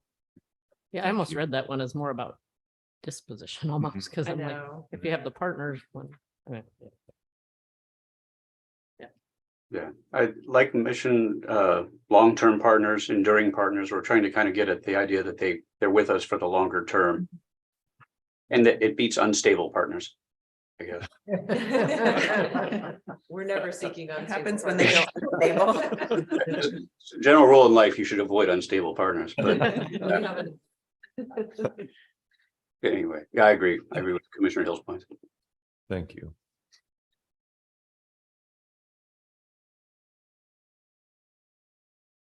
All right, any others before we jump to the next two? Don't see any. Great. Okay, and the following two, urgent opportunity and engagement, and then I'll also just kind of call your attention to the language there at the very bottom that we had talked about, making sure that we wanted to get in there as well.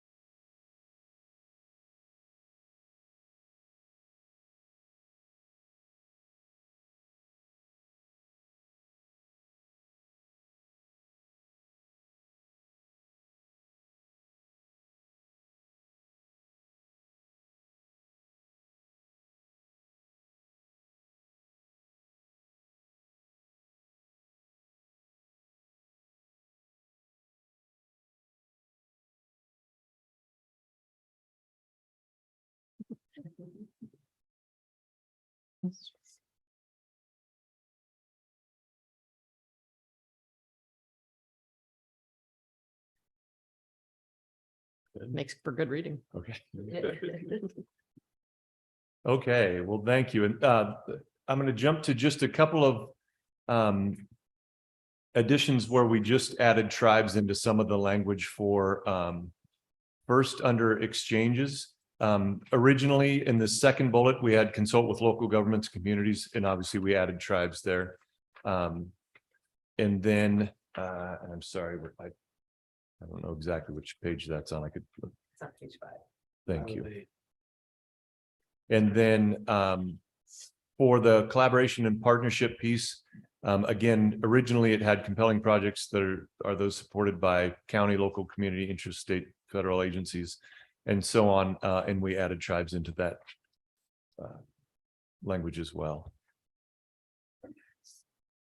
And this, Commissioner Dewar, I think to your point, in terms of the question around taxes and support and those kinds of things, this last section, this collaboration and partnership, I think really kind of gets it at the heart of that. I think I said earlier that it was in the engagement criteria. It is a little bit, but it's much better spelled out much better in the collaboration and partnership section.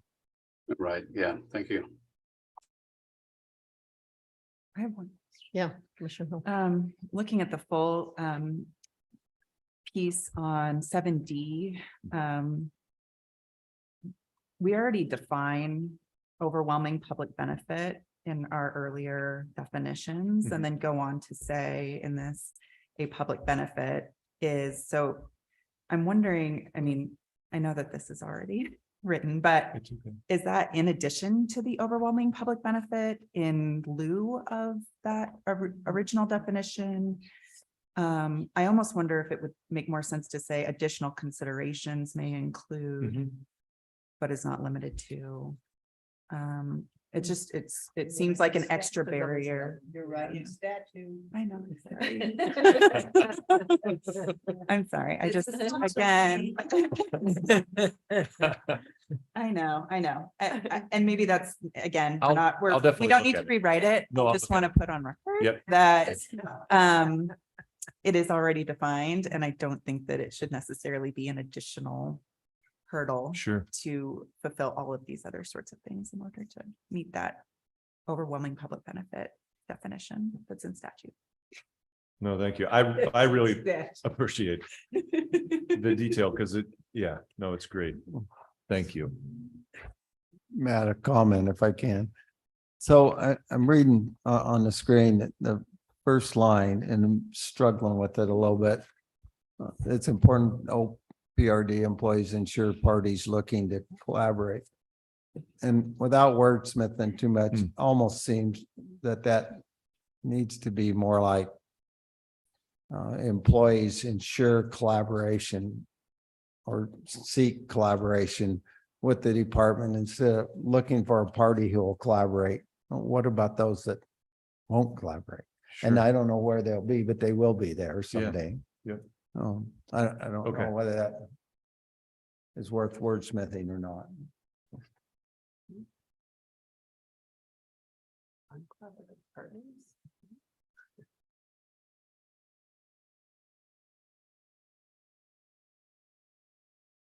Yeah, and on that one to it, I mean, I understand it's sort of saying the staff needs to communicate and incorporate these, but it also seems like these are important. I mean, it's both important for us to understand and for our partners to understand. So it seems interesting that it's focused on us making sure other people understand it. I don't know. Yeah. Just seems like just saying these are important elements of successful collaboration. Leaving it a And little bit. should be conveyed that, should be kept in mind and work.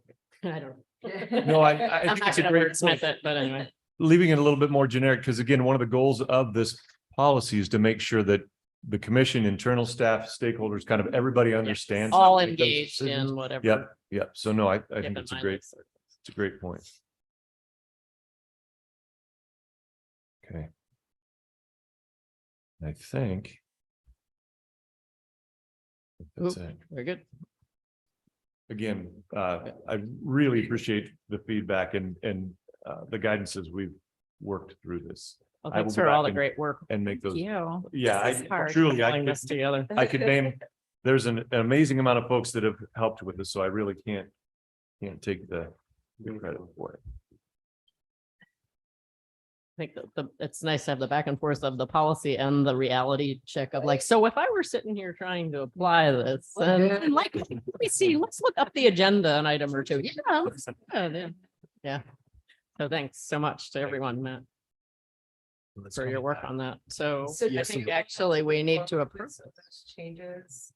You But trust us to make. do we- changes in- Are we feeling Review comfortable that we this. could vote to approve this with some of the edits that we've discussed being incorporated, or? Today, or do we want It is on for action today, and the question would be, do you need it to come, Commissioner Grass? Are your changes So- substantial? I guess to me, that question more for you, Matt, is you've heard our input. Can you make changes based on that, or do you want to bring it back? So I'm very much open into what your preference is. I think that the edits that were suggested today, I could get in there by the end of the week, really, and have that done. There was, at least I don't feel like there was anything so substantial that it would change the meaning kind of what we're doing. A lot of it's incorporating, to Commissioner Dewar's point, a lot of it's in making sure that we're incorporating the language of the mission a little bit more frequently and not just kind of citing recreation and some of those different things. So for me, those are easy changes. I'd be happy to incorporate those, send them back out if you want to approve today, or if you want to wait till the September meeting. I don't feel like I should tell you what to do. Mr. Grasky. With those comments, I would make a motion that we approve this policy and ask for those changes to be made that we've discussed. We have a motion. Do we have a second? I'll second. Okay, we have a motion and a second. So further discussion. Maybe a volunteer to review after. I'd be glad to. I'll be glad to review the edits on behalf of the commission if people are okay with that. That'd be great. Commissioner Dewar, did you have your hand up? I did for a moment. Yeah, I just recognizing you say that your main editorial responsibility is to deal with this issue I raised about the mission. I appreciate your attention to that. I really do. And I think that reflecting the wide range of functions that parks provide and values that parks provide, it's well done in our mission statement. And so I'm kind of fond of our mission statement, and I'm glad to see that woven through. But I really appreciate, Matt, your willingness to hear us out, and all the staff who've been working on this. But your patience with all of my nitpicky comments and any others that may have come forward is greatly appreciated. So I do have great faith in your ability to do these final edits without having us bring this back to the commission. And so I also would support approving this with the understanding that you do these final edits and run it by Commissioner Allen. All right, thank you. Further discussion? All right, all those in favor say aye. Aye. Any opposed? All right, Great. congratulations Thanks so to you and much. staff. Yeah, Mark team, JR, everybody's kind of just jumped into this. If you all remember, But the couple of you that remember, we did start this in Bend in like 2017, 2018. It has been years in the making. And so thank you for jumping in and your patience and your diligence on this, you guys. Thank you. Great, thank you. All right, I believe we are moving on to community engagement. 6A ATV grant recommendations with Michelle. Yep, and feel free to self-manage. Good morning, Chair Allen, members of the commission. For the record, I'm Michelle Scalise, manager of the Grants and Community Programs section at OPRD. I have two items in front of you. The first one is an action item 6A. It's the all-terrain vehicle grant recommendations. The ATV grant allocation committee met May 18th and 19th via Zoom and in-person hybrid meeting. And the committee looked at 22 applications and made a recommendation vacations and have in attachment A have made their ranking list available, and these are their recommendations for funding as funding comes available. We primarily looked at law enforcement grant applications, one planning, one safety education, and one development application. So I do have an action requested for the commission today is to approve the ranking and distribution of ATV grants as recommended by the ATV grant subcommittee and award funds as they become available. Great. Do we have any questions or feedback for Michelle on this? Commissioner Berger? The one that wasn't funded. Yes, Commissioner Berger, the one that wasn't funded on the law enforcement. So law enforcement was the primary goal for funding most of the projects. The one that ranked the lowest on there, the committee has asked to come back at the next evaluation meeting. They did not feel that it ranked high enough, and they had some concerns with just how that applicant addressed, interacting with the public. They want to make sure it's more of an educational type of contact rather than, giving out citations and things like that, which they didn't necessarily say, but they wanted them to say a little bit more about their interaction with the public and that we're kind of focusing on giving information rather than citations. It is, I have to editorialize here that the preponderance of these are for law enforcement, which is just a really critical piece. There's no question. And it's unfortunate that we can't fund this other ways because there's a lot of education pieces and outreach pieces that I'd also like to fund, but we end up with the highest need, and I get that. I just wish there was another way to get at this issue that is pretty important. Yeah, understood. And yeah, that was one of the things that we noticed throughout the presentations of that day is that the law enforcement, primarily counties here, really like to focus on helping the ATV riding community understand the rules and laws, help them get permits, which is really important to our agency, make sure they know about our safety education program, et cetera. So, that is, it's still law enforcement, but it is one way about educating. And they do a wonderful. They do a great job. They do it. Yeah, agreed. Thank you. Any other questions or do we have a motion to approve? I'll move to approve the all-terrain vehicle grant recommendations as presented. Great. We have a second. Second. All right. Any further discussion? All those in favor say aye. Aye. Any opposed? All right, there you go, Michelle. And we're on Thank to you. 6B. On to 6B, this is an informational item. Just wanted to bring to the commission's attention that for the next biennium, that we will continue with our transfer of funds both to Oregon Department of Forestry and Oregon State Police to help fund and support ATV program activities, both in the state forest and throughout the state with state police. And so this is an agreement that we've been in. I think this will be our 5th biennia that we're going into with this transfer. And there's not much of a change there's no change into what the agreement says as far as these are funding positions for the specific purpose. It's increase in funds just based on basically standard inflation and the cost of these positions in the agreement. So if you have any questions.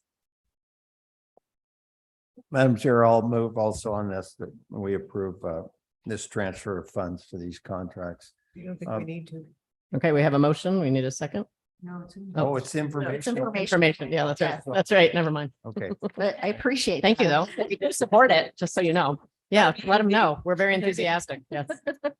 That'll be easy when you come in for approval. Yes, exactly. That's right. Thank you so much. Yeah, that's great. Madam Chair, Yes, absolutely. for a director, really, more than anything else, I'm very curious sometime if there's ever a concise report about the transfer of funds between the state agencies, what that looks like. I mean, this, You don't wanna this is see it. only one little tiny piece, but it's gotta be amazing. And We can certainly give you a report of what we have transferred in and out. I don't know that I could get you what goes from every agency. I'll across ask the state. governor. Okay.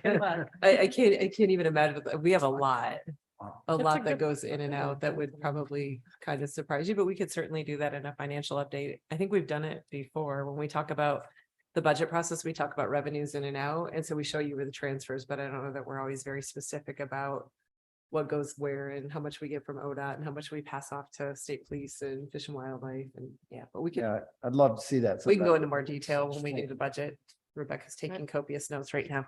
And as far as on these transfers, just to add, we do get at the end of the biennium, we get reports on what they have done with the funds, and we, kind of make sure that we definitely make sure that they've spent the funds appropriately, but there are also some narrative reports that come along with it. If the commission's ever interested in, I can share those with you directly. That'd be, I'd love We that. can also show you what we pass on to the county, cities and local governments as well.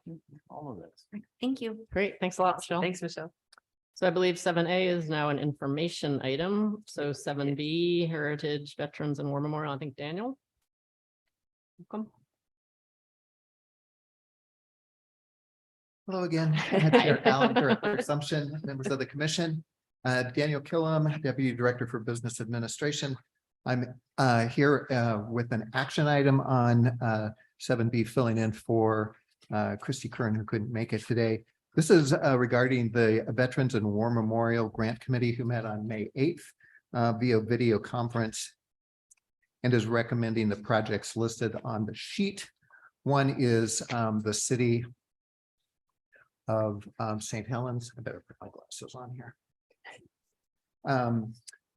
For War Memorial, and then the second one is Douglas County for some upgrades for a total of $91,794. There was one application from the city of Stanfield that was not recommended, as you saw in the brief, because it had many components related to upgrading the park before the memorial could be established, and it was yet to be determined what that memorial was going to look like. That's about the best I can do for you, but I'm sure we can get you more information. No hard questions. Yeah. I can give you one of these. We can always take it back and get back to you. Yeah. So the request from the staff is to approve these two projects. Any questions, comments, a motion? I'll move Doug. approval. Oh, Doug has his hand up. What is that? Commissioner. I do, yeah, and I promised not to ask a hard question. I was actually just going to express an aspiration that we continue to have communications with the community of Stanfield. It looks like they were making an earnest attempt, but there were several steps yet to go. And so I just thought I would mention that for the record. Thank you. Right, and I'm sure we can do that through one of our other grant. Yeah, programs. imagine. Yeah, there's. I've moved. All right, we have a motion. Move approval. Second. All right, motion and second. Any further discussion?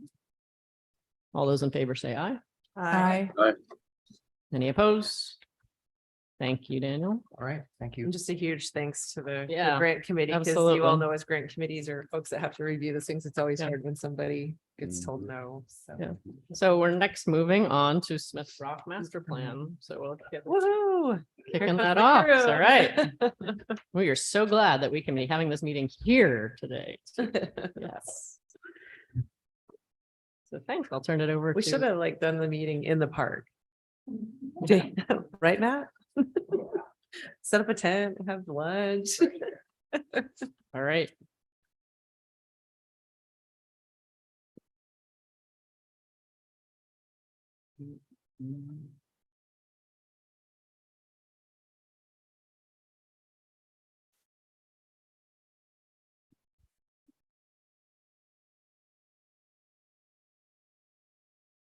Stand by. There it goes. Excellent. Technology is working. Always good. Oh, you need to share. Oh, yeah. Sorry. Now you have to go to Zoom to do it. Oh. Down at the bottom. There you go.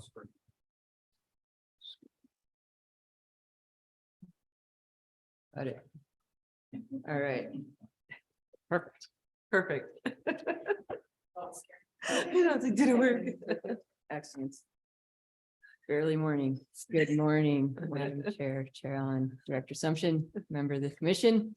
We are gathered here today to request permission to initiate the rulemaking to adopt the Smith Rock Master Plan into OAR. My name is Jenna Marmon. I am the OPRD Planning and Design Lead, and we have two others that I will let introduce themselves. Good morning, Chair Allen, Director Assumption, and members of the commission. I'm Tracy Johnson, Project Manager. And Matt Davey, Park Manager at Smith Rock. Great. So a quick overview of the agenda. We're going to cover the process briefly, the master planning process, roll out the plan and some of the details in it. talk about the coordination and outreach that we've done during the process, talk about the proposed revisions since the draft plan was released in April, and then talk about next steps. And I just want to recognize that years in the making for the real estate theme policy has nothing on the Smith Rock map.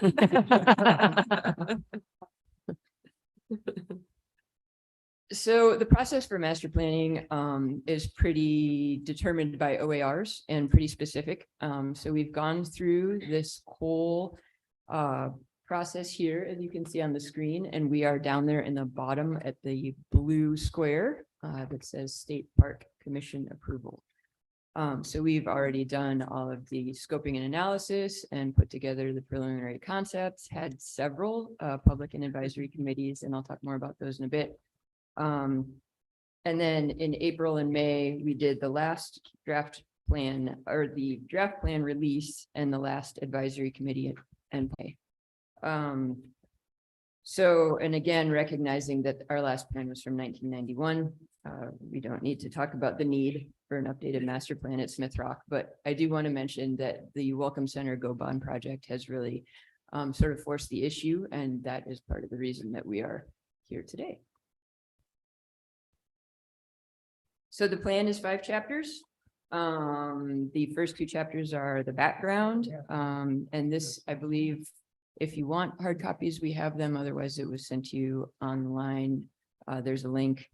And again, the first 2 chapters are background, and then the meat is really the chapters 3 and 4, which are the management strategies and the development concepts. Matt is going to share the details on on chapter 3, the management goals and strategies, and then Tracy is going to cover the development concepts.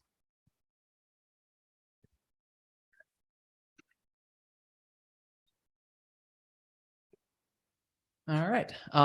During the very engaging process of public comment and advisory committee work, we had a lot of collaboration and input, and 3 guiding values emerged during that process. The preservation of the park, the natural and the cultural resources, the recreation access, the multiple forms of recreation accesses, of which there are many, including wildlife viewing, rock climbing, photography, hiking, and the walk-in unique bivouac camping there.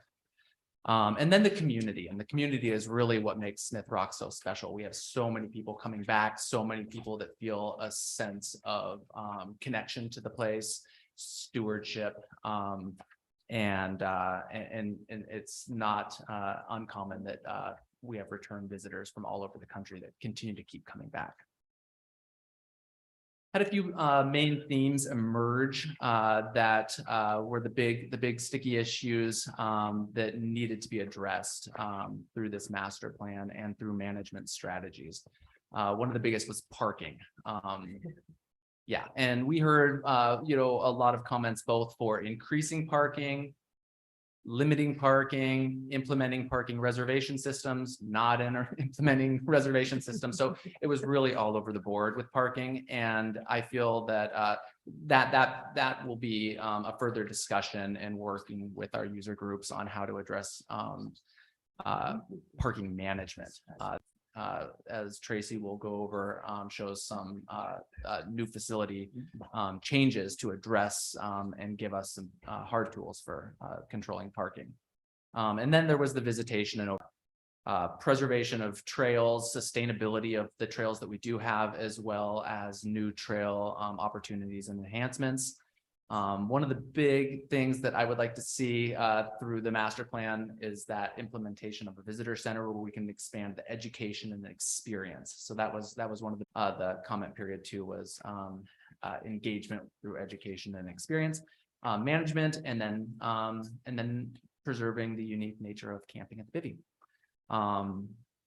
So the 4 primary areas of management goals and strategies are natural resources, protection of natural resources, including the nesting raptor, protecting our nesting raptors that make the place so special, preserving the intact ecosystems and restoring the degraded ecosystems, implementing adaptive management strategies for the sensitive species in the park, including expanding our data collection and working with our natural resources teams to update and implement new strategies, and maintaining legal water rights.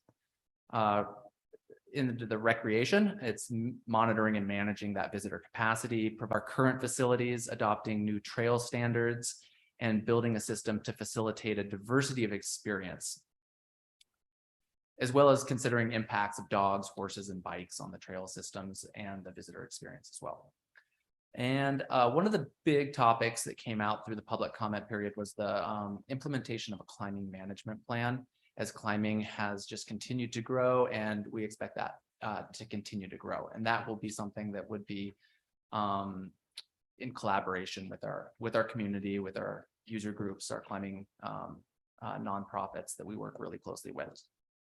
Drones, that conversation comes up a lot statewide and especially at Smith Rock. So considering how to manage drone use responsibly in the park and improving our interpretive programming. And then cultural resources, protecting our cultural resources according to the OPRD policy and state and federal regulations. And we work really closely with our internal archaeologists who maintains those relationships with the tribal partners. And then management and operations, which is evaluating staffing needs as we implement new facilities to handle the growth of the park, maintaining the facilities in good condition, developing emergency operations plans, and considering user fee studies and reservation systems for groups and potentially for the bivvy, like groups in the bivvy. And then looking at other areas for facilities and fostering partnerships. Go ahead.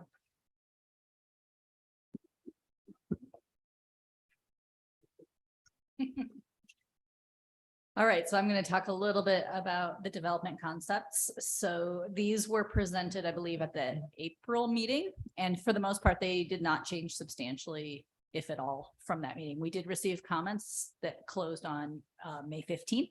Most of the comments pertained to reservations, drones, and a couple of other tidbits that didn't really affect the development concepts. But overall, this is the concept plan for the entire park, and you can see we had 5 focus areas that we kind of zoomed in on and provided the development proposals related to providing additional access and improved access. So we had better accessibility and better trail network, particularly up on the rim, so that people could experience the site. And more people could experience the site. Also better connectivity down into the canyon and more looping trail opportunities within the canyon. That's proposed by adding up to 2 new bridges and at least 1 new trail down into the canyon that would help give people more opportunities for loops and short walks without having to go over Misery Ridge. Providing additional restrooms and additional facilities at each of the focus areas so that people, you know, have support wherever they park and have a good user experience in each of the locations. And then consolidating maintaining the development in the areas that are already maintained so that we're minimizing impacts to some of the areas that are less developed and less visited within the park. So focus area A is the North Point area. So we have an existing small parking lot in that area, which is, you can see in the aerial photo on the left side of the screen. It's the dead end of the county road is where North Point is currently. And we have a couple of porta potties and a small amphitheater that are existing there. We're proposing to expand this parking lot to add some additional parking and to provide some additional visitor improvements, restroom, and a couple of picnic shelter for gatherings and, you know, small groups in this area. The amphitheater is one of the items that is used with special permit currently within the park. And so a little bit more support for that use would be beneficial. Also, that existing amphitheater, I believe it was a gift or sort of a donation, but it's lacking some accessibility. And so it could use some improvements to help support user groups in the future. Focus area B area. So currently that is, as you can see in the aerial on the left again, that's basically an open field. It can get pretty dry and dusty in the summertime when it's primarily in use. And so one of the things we'd like to do is pave that and improve it so that it's a little bit more formalized and it's not provide better connections from this parking area to North Point or to the chute entrance area into the canyon so that people, when they park here, don't feel like they're have to walk down the street when people are walking on the street to get to one of those other two access points. We'd also like to add restrooms and RV parking in this area to support users in the future. Focus area C is what we've been referring to as the chute. So this is the area that encompasses the existing Welcome Center yurt, the existing picnic shelter or bomb shelter as it's also known, and the head-in and parallel parking along Crooked River Road. So this is an area that is highly desirable and highly used. Earlier in the master plan process, various versions of removing some or all of that on-street parking were proposed, and they were not well received by the public. That's a very popular place to get to that main trail into the canyon. And so we heard that, but we also felt like it was a safety issue the way it exists currently. And so we're proposing to create a new sort of narrow double bay parking lot that's inside the park so that we can control the access in and out off the street, and we don't have cars backing into the street, pedestrians, kids, dogs, lots of conflicts. Also, this potentially helps to manage some of the traffic issues that our neighbors experience. Some of our neighbors we've heard in public meetings, you know, they don't go anywhere on Saturday because they can't get in or out of their house. So trying to help manage some of these things so that it's not quite so congested right on the street. We're also proposing some additional improvements in this location, which would be some additional shelters. As we talked about yesterday, shade is a significant lacking, you know, it's a resource that is lacking out at the park, and it's something that could be beneficial for people to have more shelters and more shade. And so adding more of those resources, and then potentially in the future converting the Welcome Center, you know, as we implement the Welcome Center in the other location, converting that to a different use. Next we have the day use area. And so this is a reorganization and enhancement of the existing day use parking lot. That's our largest off-road parking lot currently at the park. What we're proposing here is to build a new Welcome Center to serve visitors, and that will include potentially some gathering space, some interpretive space, a small commercial area to sell some of the things related to the park, and then possibly some ranger offices as well as public restrooms. So that's one of the things in a lot of these locations we're proposing restroom improvements, because with the visitation we have out there, we just don't have adequate facilities to support the quantity of people visiting the site. This parking lot currently is a little underutilized. It's less popular than that chute area, and so it fills up last, and we want to provide better facilities at this location and a new trail down into the canyon at this location so that it increases users' visitation and enjoyment of this area, and also helps to take people off of the road. One other element of this is this proposes to reorganize the parking lot. Currently, you can see in that existing conditions area, there's a large island in the center of the parking lot, which accommodates the existing septic drain field. And we are proposing to relocate that and expand it to accommodate the new Welcome Center restroom, and then reorganize that existing center island to provide additional parking without substantially increasing the footprint of the parking lot. It would be extended slightly towards the west to just provide a little bit better circulation. And we also have the possibility in the future that the parking lot could be expanded by one bay if needed to provide additional parking over time. We did hear a lot, you know, parking was a huge concern, pro and con throughout the process. We wanted to preserve the ability to add parking, but we want to take some first steps, see how the changes we propose go, and then we have the opportunity to expand if we feel like the site can support the capacity increase of adding more cars. And one other element that's proposed in this area is more accessible trails along the rim that would be associated with the is it possible to move the presenter part of that off the screen? maybe if you just oh, there you go. Good job. Thank you. Yeah. Sorry, I didn't know how to fix it. It was bothering me too. There you go.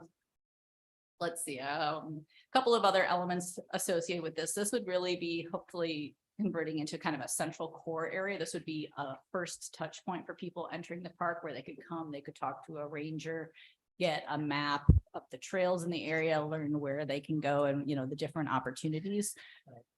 We were hoping that obviously the Welcome Center would be fully accessible, and it would connect to accessible trails on the rim, so that we could have good user experiences along the rim for a diverse array of park users.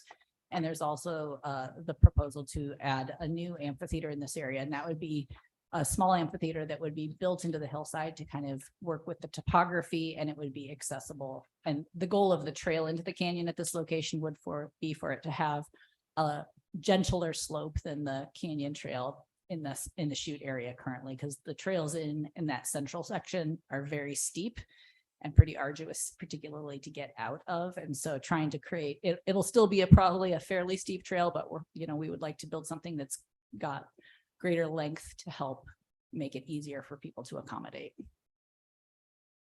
And the last focus area that we looked at was the bivouac. And so this is obviously a very popular area within the park, and we aren't proposing a lot of significant changes, but there are a few things that we're proposing. The primary thing is the addition of a group camp area. And so we're proposing, the existing restroom is a bit dated and is really at capacity with the current use load at the bivvy. And so what we'd like to do is add an additional restroom shower in this area, and then designate up to some additional parking and up to 3 picnic shelters and 3 camp zones that could be identified for group camp use, because we have a lot of guides that come in the summertime and they bring camps or groups, and they take up a fair amount of space in the bivvy. So kind of giving them their designated area so that they're not displacing individual users at the park.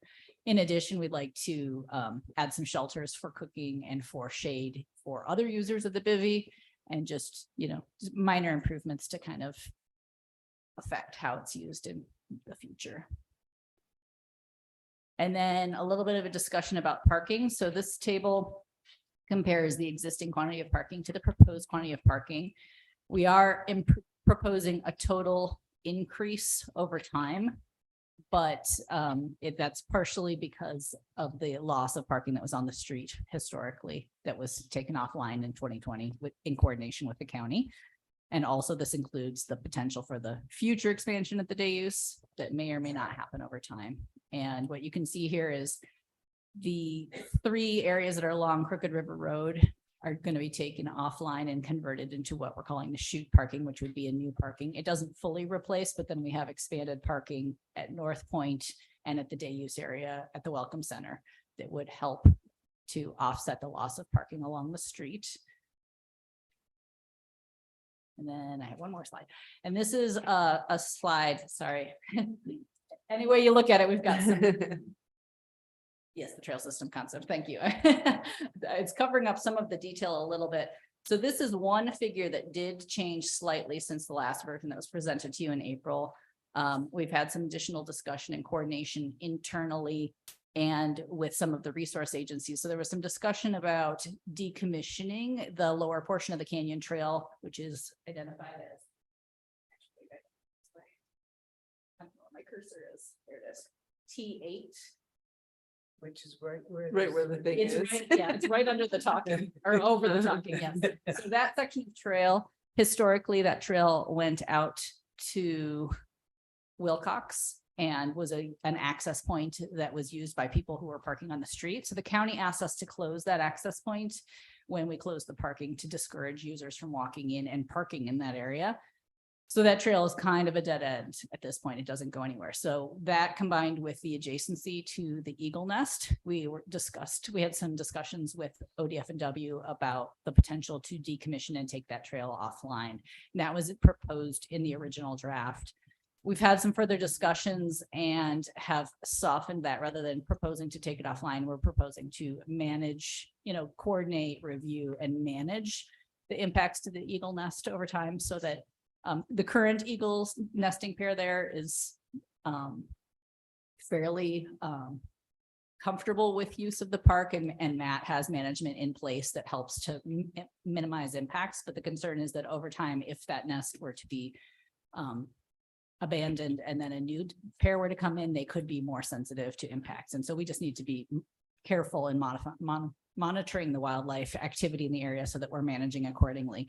Currently, we are already managing for group size in the area, dogs, and group size on the rim that are looking at the nest. And so continuing to with that approach, and then analyzing and adjusting management of that area over time. I believe that is all of the items that I was going to present.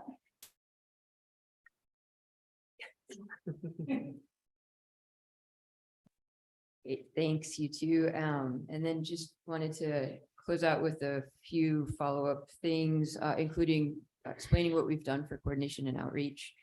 So again, we had an advisory committee throughout the duration of this project, and I would call it a very robust advisory committee, over 50 members, when the project started in 2016 and 2017. And then we met again, so they met 3 times prior to this last round, so 4 meetings total.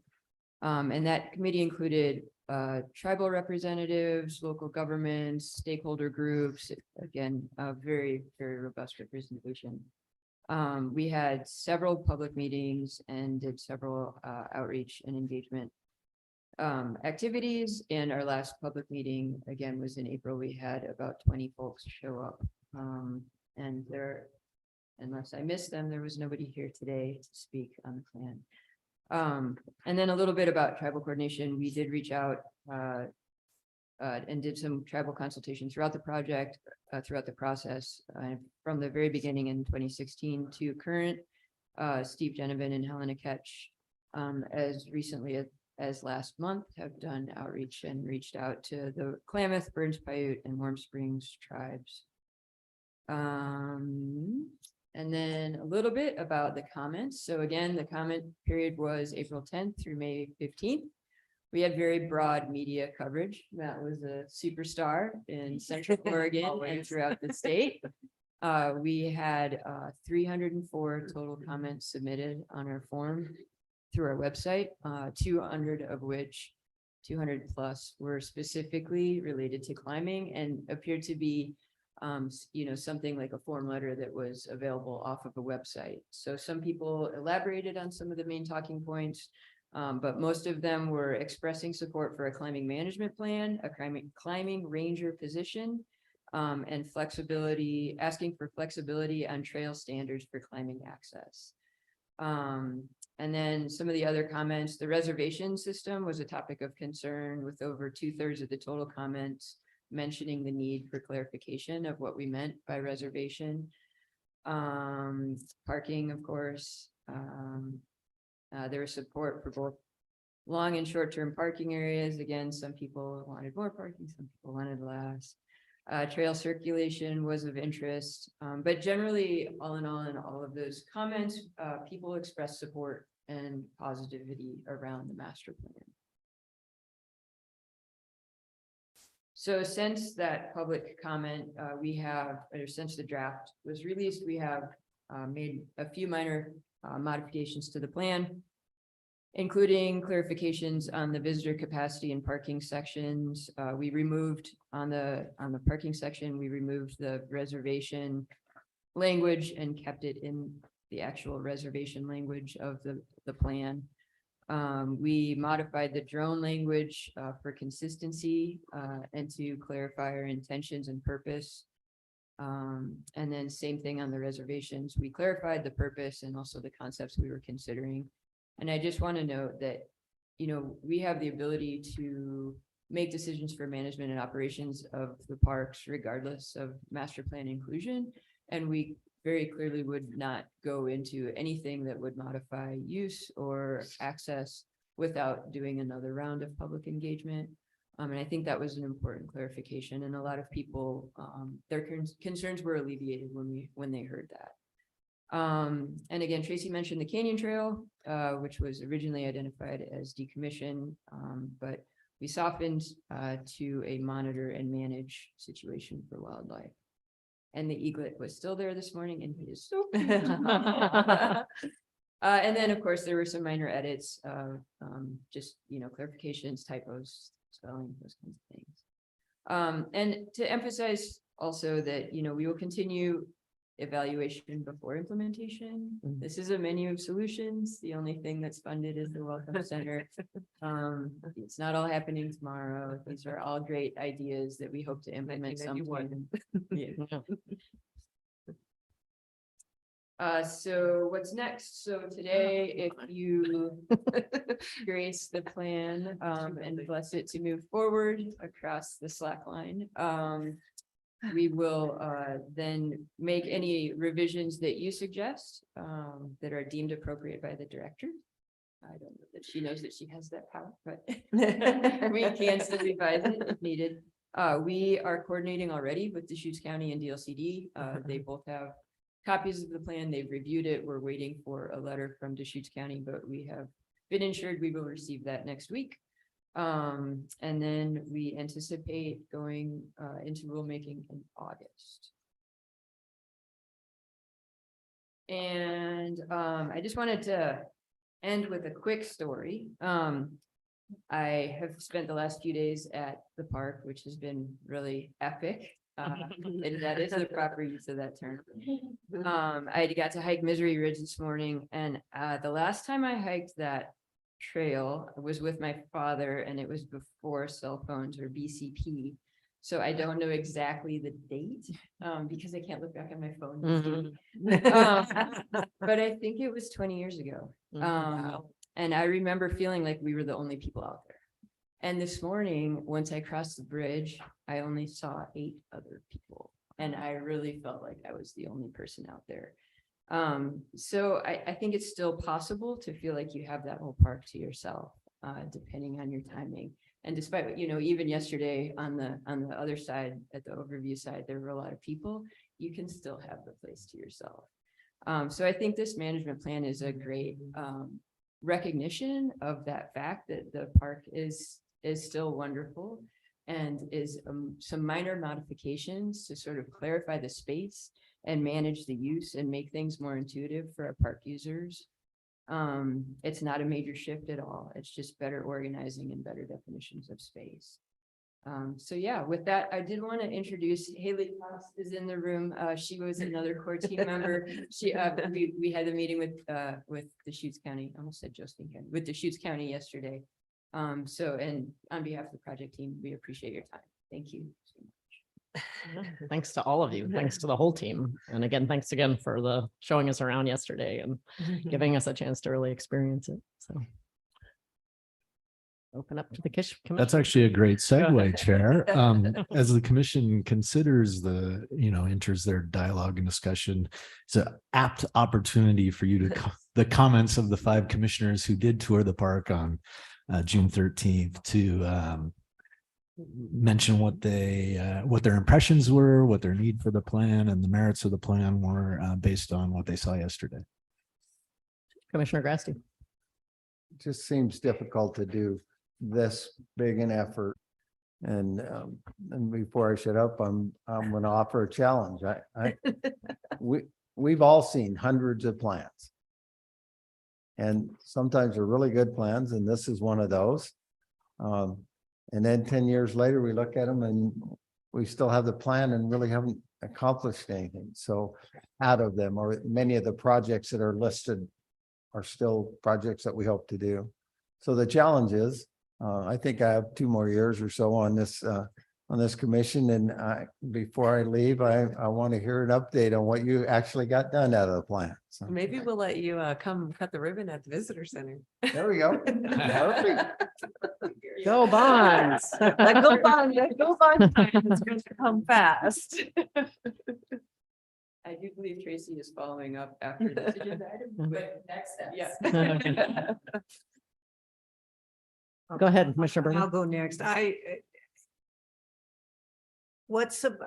never been here. I'd heard about Smith Rock all my life. And what struck me visiting was how small it is compared to some of our properties, which for this planning effort, makes your work more difficult and more strategic. And I was so impressed with how you were able to put so much without really impacting that footprint. You could look at a plan, but until you've seen how the residential area and that parking issue is right on top of you, and then you just walk a few steps and you're in incredible wildlands. which was what was so stunning about Smith Rock. So this plan, yeah, I'm with him. I'd like to see it all done. The visitor center will make a huge difference, particularly for those quick day use people who just want to, like, I seen them hanging on the edge of them, and then they can go, and so I'm wildly excited about that whole concept around the visitor center and getting people to see, appreciate, and still not have a huge impact on the land itself, some major thing. So I really applaud it, and I was just thrilled with that tour. I can't tell you how much I enjoyed it, and I can't wait to come back. Well put, well put. Commissioner Hill. Everybody's going down the line. Again, stunning. It's a stunning park. I've been there before, and every time I go, it takes my breath away, especially yesterday when there weren't as many visitors, and it did feel a little bit more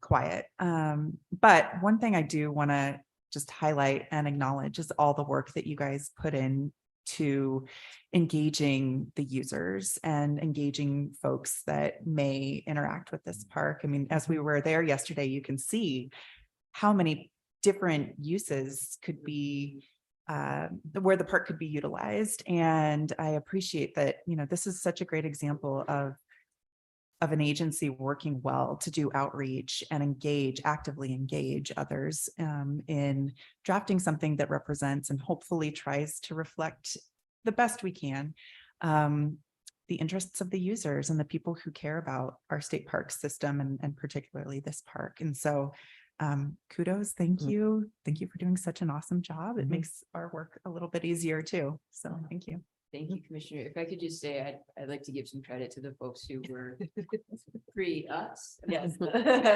there is a lot of credit due to folks who were around at OPRD prior to us taking the helm and then getting it the last 100 meter of the 400 meter relay, and taking it across the finish line. So maybe we get hopefully a medal. But we do want to give a medal to those folks that were here before. Yeah, no, I really appreciate getting out there, and kudos to the team and everybody that's worked on it for, you know, decades. Just at the park, not necessarily the plan, but just the reality that there's a lot of time and energy that goes into it. I think being out on site yesterday, I think the thing that was that brought things home the most was as we were driving in, pointing out people were lining up this far, like way, I can't remember the name of the road, but just how stacked up Wilcox, just how stacked up it gets, and just sort of just seeing and feeling that. And so the time and energy and attention to thinking about how to improve that experience for everyone. And I guess it's also one of those the blessings in disguise of the pandemic to make some of those big changes in coordination with the county to look at how to sort of the management issue of that. And so, and then with the plan, it seems really thoughtful, a lot of opportunities for engagement. And yeah, those master plans are big, ambitious goals for the future, and trying to help temper expectations in all the subsequent steps, I think will be important. So it's good to know there's some Go Bond projects so people can see some things happening sooner than later. And yeah, a lot of appreciation. And I think I have no notes other than just congrats. I look forward to supporting this, moving on to the next phase. So thank you. And I'll echo, I think what everyone has said here, and just again, the visual of the footprint of the park itself and how relatively small it is, but right across the street are the neighbors. And to your point about the engagement and the just being able to recognize those relationships and how incredibly intimate it really is. And then to be able to get to a place where people are feeling really, good about the problem solving and thinking through the impacts and things like that. So I think that was, and just to echo I think the being able to see this, and as you have this plan and as you go forward, looking for opportunities as this comes back to the commission over time, perhaps for, additional budget conversations or whatever, to help people see it and then say, yes, indeed, this is why. So yeah, I think I'll just echo what folks said as well. I know Commissioner Dewar, you weren't able to join us yesterday, but I want to give you an opportunity to. Yeah, speaking as the commissioner who has not yet spoken and who was not so fortunate as to be able to take the tour, I apologize. I would have much rather been out there on the ground with you, but no, I am also very pleased with this plan. I have to say, we've had the chance to talk about this plan at prior commission meetings, and I think that the efforts to keep the commission informed of the status of the plan and some of the ideas incorporated in it has been great. I might even say exemplary. I think it's been a pleasure to see it come into focus, and clearly there's a lot of great technical skill brought to bear. And like I think I commented at our last commission meeting, being able to accomplish a lot in a limited space and to be able to accomplish big new things without really dramatically expanding the footprint of facilities so that we're not disrupting existing places of natural and cultural and other forms of significance and scenic and all the rest. And so I've been impressed by that, but also just the ways in which this process has involved extensive and meaningful engagement with all of the different stakeholders and participants, the level of communication with all those parties, the neighbors, local governments, tribal governments, and others to be able to make sure that we're really kind of addressing everybody's needs when we're thinking about how to achieve this larger vision. So unfortunately, I didn't get to walk the ground and see all of these places with you, but I'm excited by the plan all the same, and looking forward to going out there and walking this land as some of these ideas come into being. So thank you very much. I really appreciate everybody who worked on this, the core team and others who brought this together. It's a great piece of work. Thank you, Commissioner Dewar. There are other comments or questions. We will also entertain a motion to approve the initiation of rulemaking for the master plan. So moved. Commissioner Berger has moved. Do we have a second? Second. All right. Any further discussion? All those in favor say aye. Aye. Any opposed? All right. I didn't expect any. Thank you Chair. again. And please pass it along to the whole team, of course. Great, thanks. Before, yeah, Wow. so before we move clear away, I didn't want to confuse this with this specific topic, but just a broader comment. And in that plan and in the presentations, we heard the word community a lot. And it's one of many words that are a challenge in these. I use community so many times as I, if you would, fought with the environmentalists on how you balance towns and cities against environmental needs. And as I read the plan, I struggled at times with what community are we talking about? And I listened yesterday. So the use of those words and how to define them and how people understand them is a challenge, not in this plan, but in a whole bunch more. And then we all said, thanks for the coordination. And I think back about my experiences, and it may have been easier to coordinate with those neighbors across the street.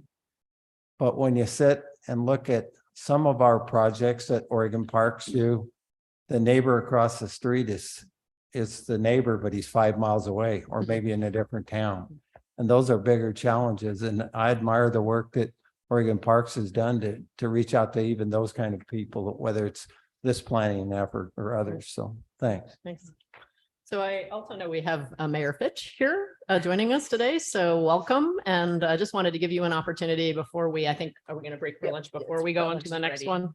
But if there's anything you wanted to share with us, and then also please join us for lunch, and then we'll go to the next one.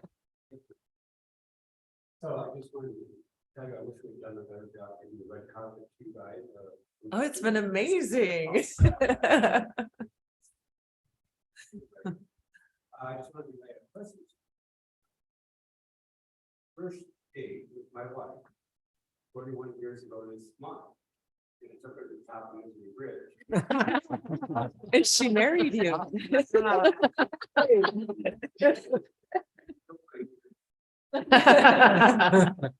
And you passed. And then back in 2015, my son took his future wife up to the top of Misery Ridge. And proposed up there. And so we've taken our children up there and now we're taking our grandchildren, not up the top of Misery. Anyway, you're dear to our hearts. Once time you guys are doing. And on behalf of the city, we really appreciate all the work you're doing with the project. It's been an icon here forever and very near and dear to everyone here. So thank you. Well, thank you. Madam Chair. Yeah, Mr. Commissioner. Mayor, Yes, Mr. yes, Mayor. yes, yes. For the record, I told my breakfast people this morning, I came home, or I went back to the hotel last night and I have 200 TV stations available to me and I ended up watching your council meeting. She is a former legislator. So, congratulations on passing your budget. I have similar issues with Republic Services. And I walked around your town a bit today and the flags themselves are stunning and we have really enjoyed your community. I haven't, I've Mhm. talked to other Yeah. commissioners, along with Smith Rock. We've enjoyed Redmond. Congratulations on a wonderful town. And thank you for the EV charger near your city hall too. Thank you. Great, thanks a lot. Thank All right. you. So I think we're gonna do a working lunch, but take a break now because I gather the food is here and hot and Denise wants ready us for to us to get eat. the lunch now. So keep Denise on our side. We're gonna go grab something and then we will come back and have you do your bit. Is that okay? We'll fill up. We'll lunch it, but grab, make sure you get something. That's a you too. I will, I'll wait till have you guys.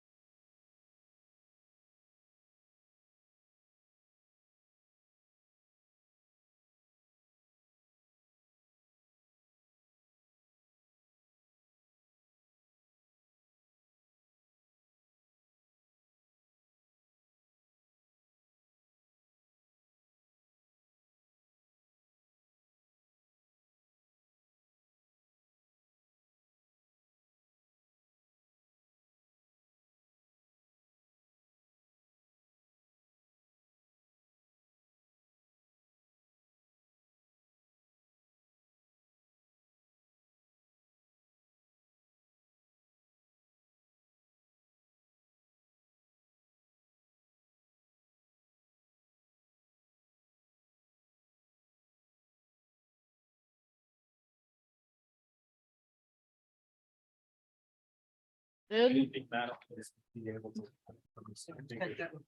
released that.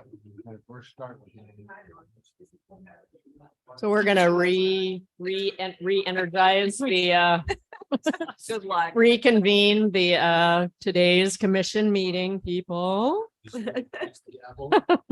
Yes, thanks. So welcome back, Tracy. Sorry for that short interruption. Thanks for giving us a chance to grab some sustenance here. So, yeah. Well, good afternoon, Chair Allen, Director Sumption, and members of the commission. I'm back again for the second presentation action item, which is to proceed with next steps on Smith Rock. So now that the master plan is completed, we are seeking approval to move forward with design consultant services to move into the GO bond. So this project was originally identified as one of the projects in the list of things that was to be funded through the GO bond. And as Jenna mentioned in our prior presentation, we hit a hurdle in that our master plan was not up to date. And so that was the first step, was to update the master plan and go through the remainder of the public outreach and et cetera to get us to the phase where we have a new plan that we can move forward with. And so now we are moving into rulemaking with the master plan, and we'd like to start work on the design phase. We do expect that the design phase will take probably longer than 2 years to get through everything, but we want to get a jump on it and get started on it so that we can get as much of it done as possible over the next 3 to 4 years. So project elements that were originally listed in the goals for the GO bond were to build a new welcome center, new public restrooms, and then parking lot and utility improvements in the vicinity of that existing day use parking lot. And then also to improve accessibility on the rim trail. And then there were some other additional items that were included in the GO bond, but at this point, we aren't anticipating that we will be able to fund all of the goals based on the cost of construction in this day and age and the way things are going right now with the various things. So this is an aerial of the existing conditions for the location where the Welcome Center is proposed. So again, we visited this area yesterday, and this is just showing the existing parking lot. And this is the proposed Welcome Center is going to be somewhere between the parking lot and the rim, probably in the sort of north. Can you see my cursor? Yeah. Yes. Okay. In the sort of to the northeast, likely, of where the existing parking lot is. And then that will include public restrooms and other support facilities. And I'll talk about those on future slide. So this is the site plan. Again, you saw this just a few minutes ago. The siting of this building is somewhat in flux, and also the building shape and the actual final footprint will be proceeding into, as we move into the design phase, we'll figure out the details on how big the building will be and exactly where it'll be sited. One item we want to really look at is it's within the scenic corridor for the Crooked River, and it's also within the scenic corridor for the Crooked River Road. Both of those have scenic overlays within the city, within the Deschutes County zoning code. And so we need to cite this so that we are minimizing impacts to both of those scenic resources and also to the neighbors across the street. But this is the general plan that we're proposing to move forward with. One element that's shown on this plan that is not currently included in the GO bond is the accessible amphitheater. That's not something that was identified in the original GO bond, and we're not proposing to implement that at this time. And we are hoping to add the new trail down into the canyon, but that is also something that may or may not be able to be funded under this phase of work. We will be improving trail connections to other trails down into the canyon if we can't make a new trail into the canyon with this phase. This is a schematic of the building that was included in the master plan. This was a preliminary analysis, just kind of identifying what the building could look like, kind of breaking it into pieces. So in this scenario, we have sort of a trellis type structure that's connecting between the interior facilities, including the gathering space and interpretive and educational spaces, and then a restroom building that was separate off to the right. So people didn't have to go inside the building to get to the restroom. There would be restrooms inside as well. And then this was also within the master plan, these sort of sight lines that you can see coming out from that Welcome Center, they correlate with specific views of rocks and features within the park. So kind of starting to think, this was a preliminary starting to think about how we might cite it and how we would think about what the views and things would look like associated with it.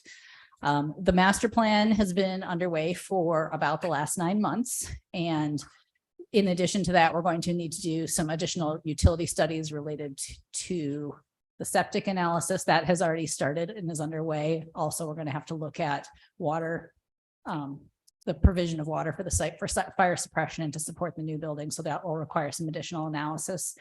And then we'll be moving into design and permitting.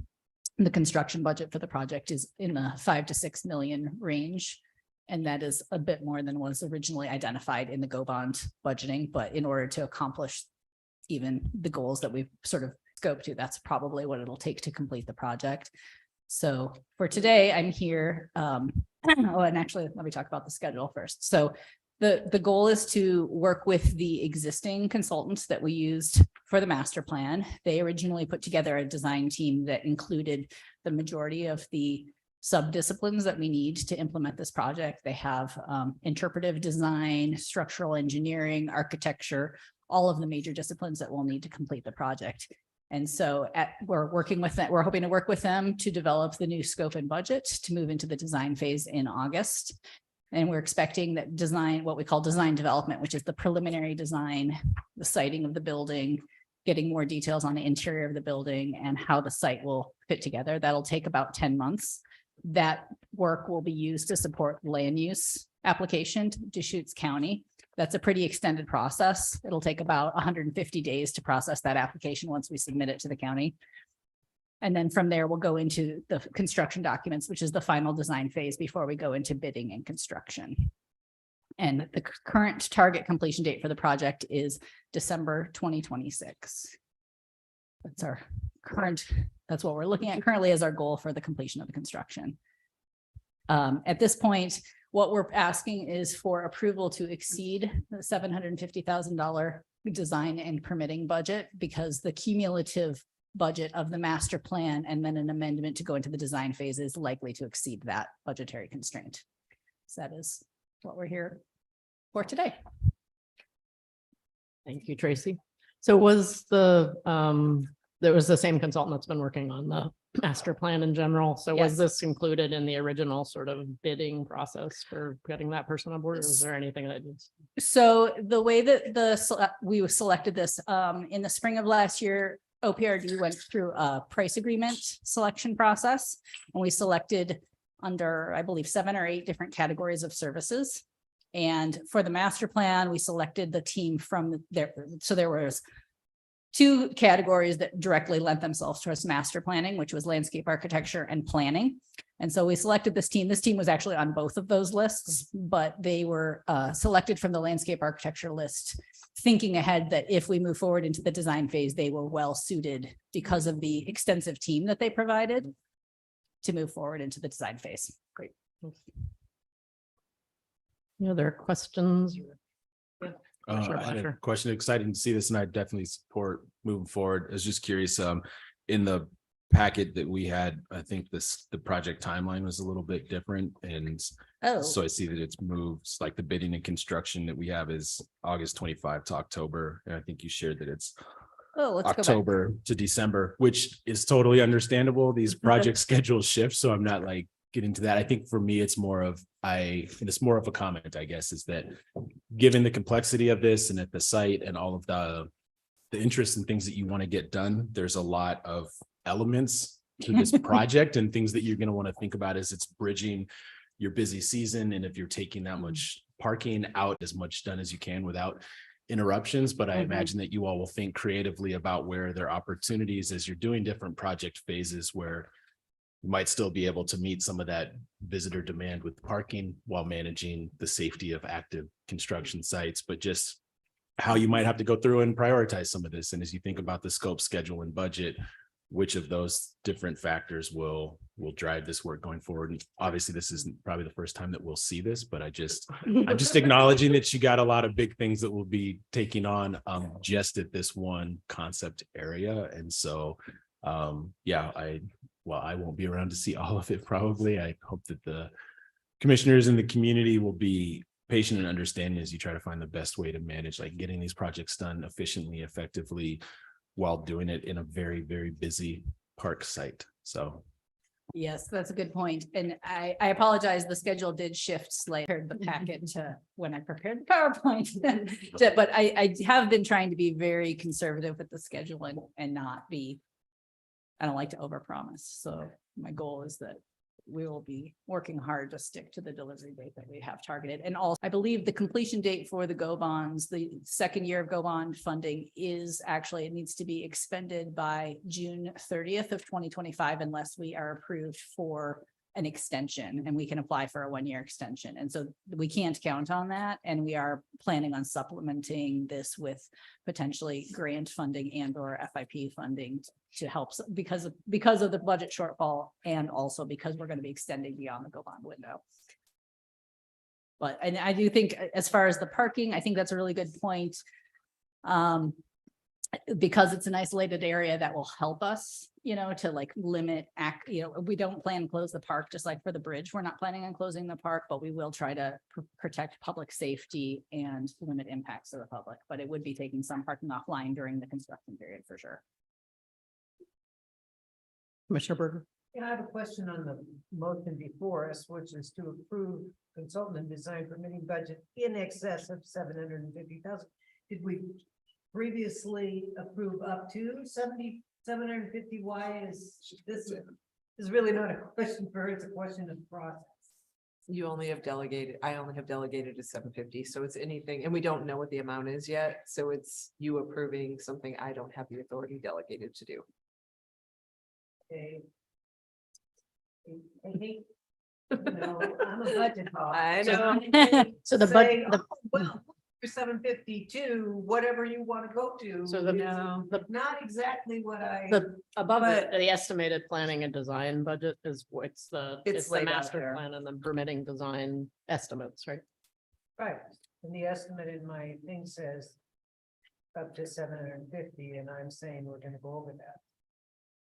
Right, we already have the consultant under contract from the master plan phase for about 270,000, I believe. And so that's why cumulatively with the addition of the design phase at 500 to 700,000, we'll be exceeding the 750. And it's because it's an amendment to the existing contract. If we were starting with a new contract, we might not actually exceed that threshold. I understand the problem. I understand that. Yeah, no, so it's more really like 1.1 million. do you want to cap it? Do you want to cap it and say, that you're approving up to 1.5 million and I don't, Tracy, know what that cap really looks like. I'm just taking your two here and trying to give you room. Are you gonna come back to me anyway with the amount? Who has the ability to cap this? Only To, 1.5? I was gonna say we could cap it at 1 million and then I can come back if there's more needed. Well, Or right would you now prefer to be if conservative? you're looking at your 2, you're at 7. You're at 5 and 3.5. So I mean, you're at 1.1 right here. Yeah, that's true. That's true. So let's 1.5 up to 1. at 1.5. I would move approval of the consultant design permitting budget in excess of 750,000. Up to 1.5. 1.5 million. And then we'll come back if we have And- anything. And come back if more is needed. Yeah. Thank you. My only pushback on that indicate where you're coming from. And I know you do too. I have tremendous faith in staff and their ability. I know that with GO bond stuff, I'd hate for them to be slowed down and having to wait to come back to us in September or something like that. So I will also support a cap, but I also would advocate I have a lot of faith in it. So I also want to we're not gonna remind you go above guys that. that we told you when we got these GO bonds that we may have to do special phone meetings or things like that. So as Yeah. long as we can get a forum of you and it's not September, it might just be that we come back to you in a couple weeks and we're like, it's going to be 1.2 or 1.5 million or whatever that is. Up to 1.5 is twice. Yeah. So. So Yeah. So as long as you guys are willing to, at least a quorum of you get on Zoom or Teams to accommodate. Happy to get on a meeting and Because we've said from the beginning with the go bonds, we're not gonna be able to stick to the commission schedule. It may conflict with our ability to actually expend the funds. I don't want to slow it down. I just don't like open checkbooks. Yeah. Well, I agree. I apologize. Under normal circumstances, I would have preferred to have brought the actual budget to you, but I was cognizant of the summer break and I thought this needed to be a formal presentation during a real commission meeting. And so I didn't feel like we could wait until September. So, but I will work to keep it as streamlined as possible. Madam Chair, for the record, I'll second the motion. Okay, we have a motion and a second. Do you want to clarify what the motion is now? I kind of has that. 1.5. Is Okay.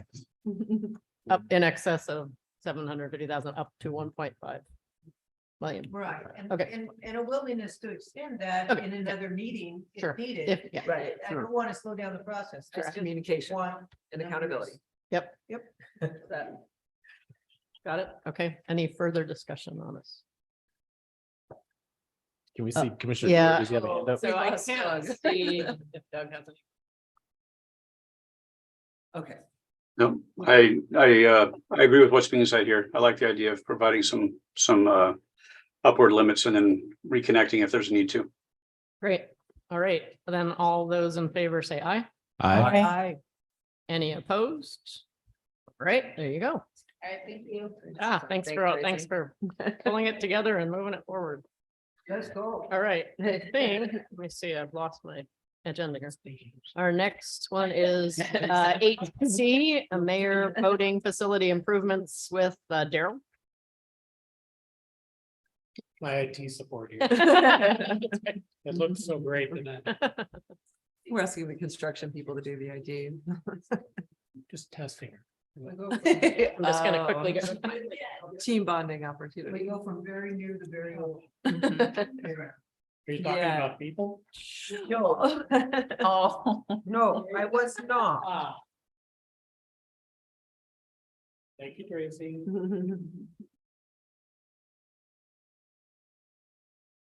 Should I wait for Charlie? Go ahead. Are you You're sure? good. Yes, absolutely. She's not really far. She's Oh, still listening. I'm here. Good afternoon, Chair Allen, Director Sumption, Commission members. My name is Daryl Monk and I am a vintage project manager with our engineering department. Hey, that sounds better than senior. And I'd like to share with you some proposed improvements, boating facility improvements at Mayor State Park located on the beautiful Columbia River up in Wasco County. So this certainly is not as glamorous as We love our vintage stuff. I know. And I wasn't able to get the mayor to attend either, so apologize. User on the Columbia River and you use our park mayor to access the river. It's a very important facility. There's not many facilities for miles in either direction, up and down the Columbia River.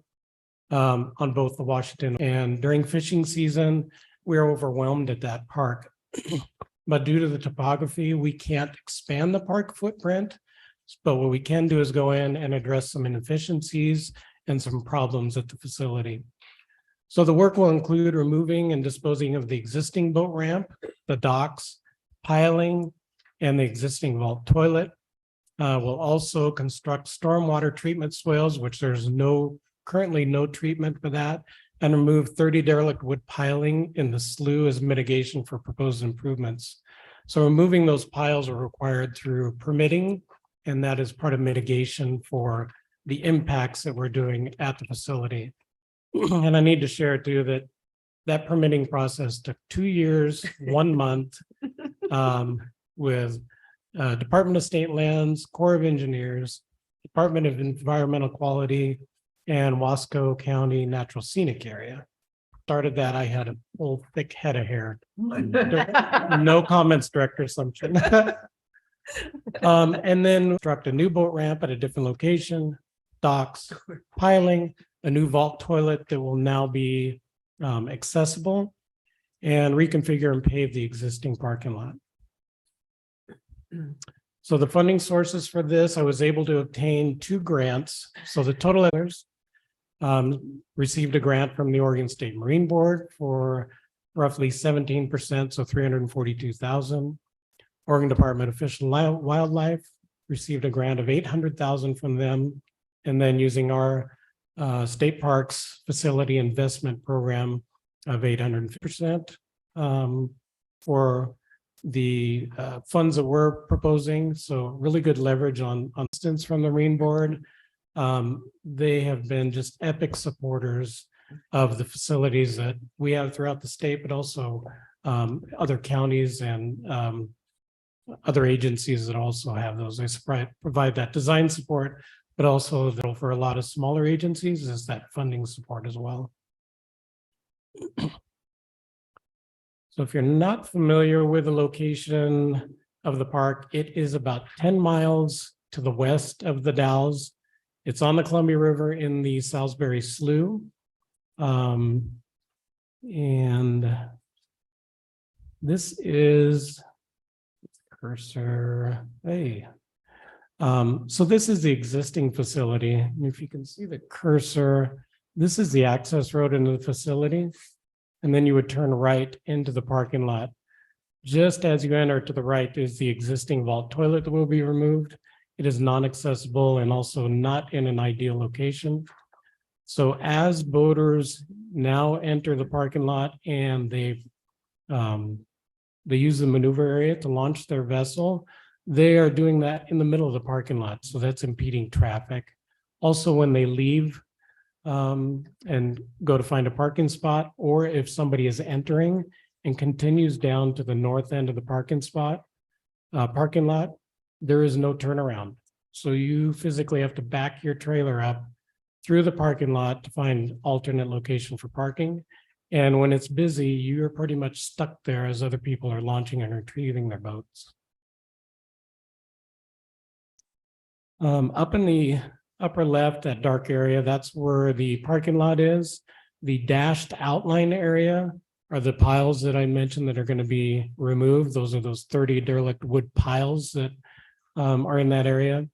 Those piles are anywhere from a foot out of the water exposed to 4 to 5 feet.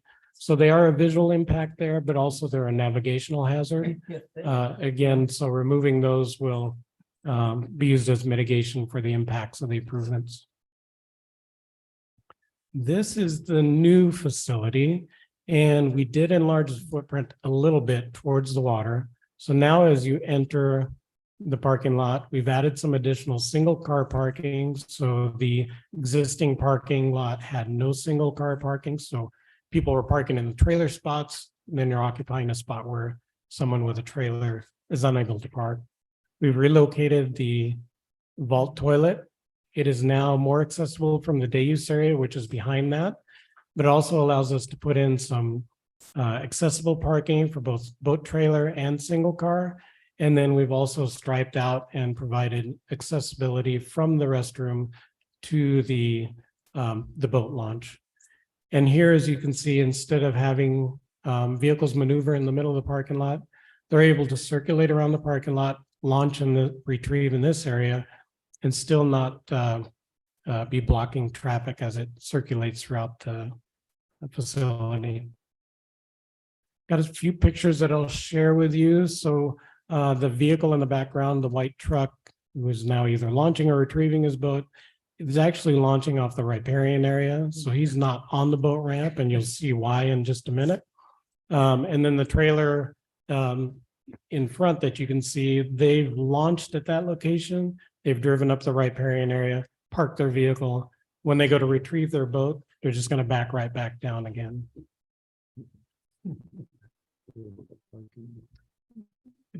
The new improvements won't eliminate vehicle parking on our landscaped areas, but it will help reduce it. We'll have curbing in place to help kind of direct vehicles where it is pretty heavily used.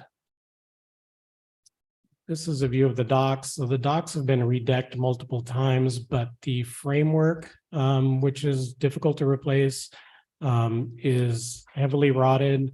think these docks have probably been in 25, 30 years, which is well beyond their life expectancy. And then the boat dock or the boat ramp that they were not using, it's constructed of skip planking, concrete skip planking. So each plank between them has metal fasteners that hook the planks together. But obviously over time in a corrosive environment of water, those rust and break free. And then in addition to boaters, as they launch and retrieve their vessel, when they power load onto the trailer, it then scours out that material between the planks and also under the planks, and then you lose that support. So the launch ramp used to go out probably close to the end of the dock. We have some incredible staff that have had to continue to pull these planks out, and these are not light. So you can see they didn't just sit in place. I think I counted 8 or 9 planks here. This has been something the park has had to address every couple of years going oh, I'm sorry. I don't see, Matt. They are yes, yeah. So they have to remove those planks, but what we have had to do in the past is also pay for damages to trailers, because people that don't know that go to launch their boat and then they run their trailer right into a loose plank that's underwater. And unlike Smith Rock, where you guys receive comments electronically, we're still receiving the public comments in the analog version. So frustrating, but this is the bulk toilet that will soon be, the park staff has removed this. But not only one restroom, they also got another restroom too. And fix the boat ramp or pay. So yeah, amazing. I have never seen that in our park system. Well, we've seen graffiti, but not requests. Yeah, not direct requests. So the project we're looking at going out to bid this, have an in-water work period from mid-November to mid-March. So we're expecting to have the facility, if approved, back up and running for spring of 2024. So if you have any questions, comments? So how exposed is that ramp to wind and water, the water So- flow? It is exposed, but it's not directly out on the Willamette River, so it is well inside Salisbury Slough. So they do get some of that influence, but it is nothing compared to facilities that we have, like at Government Island, that are right out adjacent to the channel. Other comments or questions? It's exciting to see. Like a worthwhile project. Yeah. Yeah, definitely. Great. Well, then I. Write some graffiti back. Like, Yeah, okay, right. Yeah. working on it. You guys Check out can just the go vote. with spray cans and give me your input on Right. parks Talk to the facilities. commission. Right, then we will entertain a motion to approve. I move to approve the Meyer State Park Boating Facility improvements as presented. Great job pulling together the match and other resources too. Do we have a second? Oh, thank you. Second. Any further discussion? I don't want to pay. Yeah. That's wonderful. Thank you. All right, any further discussion? All those in favor say aye. Any opposed? All right, very good. Thank you for All your right, support. I'll get my kayaks loaded up and head out that way. Yeah. Awesome job. Even if it's not the exciting fancy new stuff, it's all equally awesome. They will be happy. They will. At least one person. I think it was the same handwriting. I don't think it was multiple. It'll be more than one. It's the lower. If it makes you feel better, we were at Silver Falls last week and we were all geeking out over the dump station and taking pictures and oohing and eyeing over the dump station. So. All right, now I believe we're moving on to 8D, the Beverly Beach Go Bond improvements, and that would be with Rob. Welcome, Rob. Thank you very much. Hopefully everybody can hear me all right. Yep. Good afternoon, Chair Allen, Director Assumption, and members of the commission. For the record, my name is Rob Morris. I'm the engineering lead for Central Park Services Park Improvement Section here at OPRD. And I am here today to speak to you about agenda item 8D, which is the Beverly Beach Go Bond Utility Improvements Construction Contract. Obviously you guys are aware of the Go Bond program. This is one of the projects that is part of that program and for the Camp Loops of Beverly Beach, which is just north of Newport on the coast. And so right now we have complete construction plans and bid documents put together by West Tech Engineers for covering 3 main portions of the scope. The first and most important portion and sort of the impetus of this project was the electrical system of the park. It is severely outdated, I'll say, and Central Lincoln PUD, local public utility district, has raised concerns about the condition of it. Obviously, some of it is their equipment and some of it is our equipment. That line is determined at the electrical meter. So the overhead lines coming into the park is Central Lincoln PUD's equipment. And then once it comes down the lines and hits the power meter and disperses to the electrical services in the park, that's our equipment. And so for a long time, Central Lincoln PUD had wanted to put the overhead lines feeding the park underground. This makes sense for a lot of different reasons, safety being the first and foremost, but also reliability. The park is heavily forested and there's trees everywhere. It gets really windy on the coast. So obviously they've definitely dealt with power outages there, and having the primary power underground would be a huge benefit to both them as the power provider and us as the customers of the power. And then from the meters to the services, sort of on our side, like I said, the power system is just pretty aged, and they're dealing with issues like, they have some electrical boxes that have been inundated over time with water. They have some corrosion issues. One of the big issues is that right now it's only it only has the equipment to provide single phase power. And one of the big goals of this project would be to work with Central Lincoln PUD to provide 3-phase power, which will allow the park to operate, basically larger pieces of equipment and larger motors at a higher efficiency and more safely.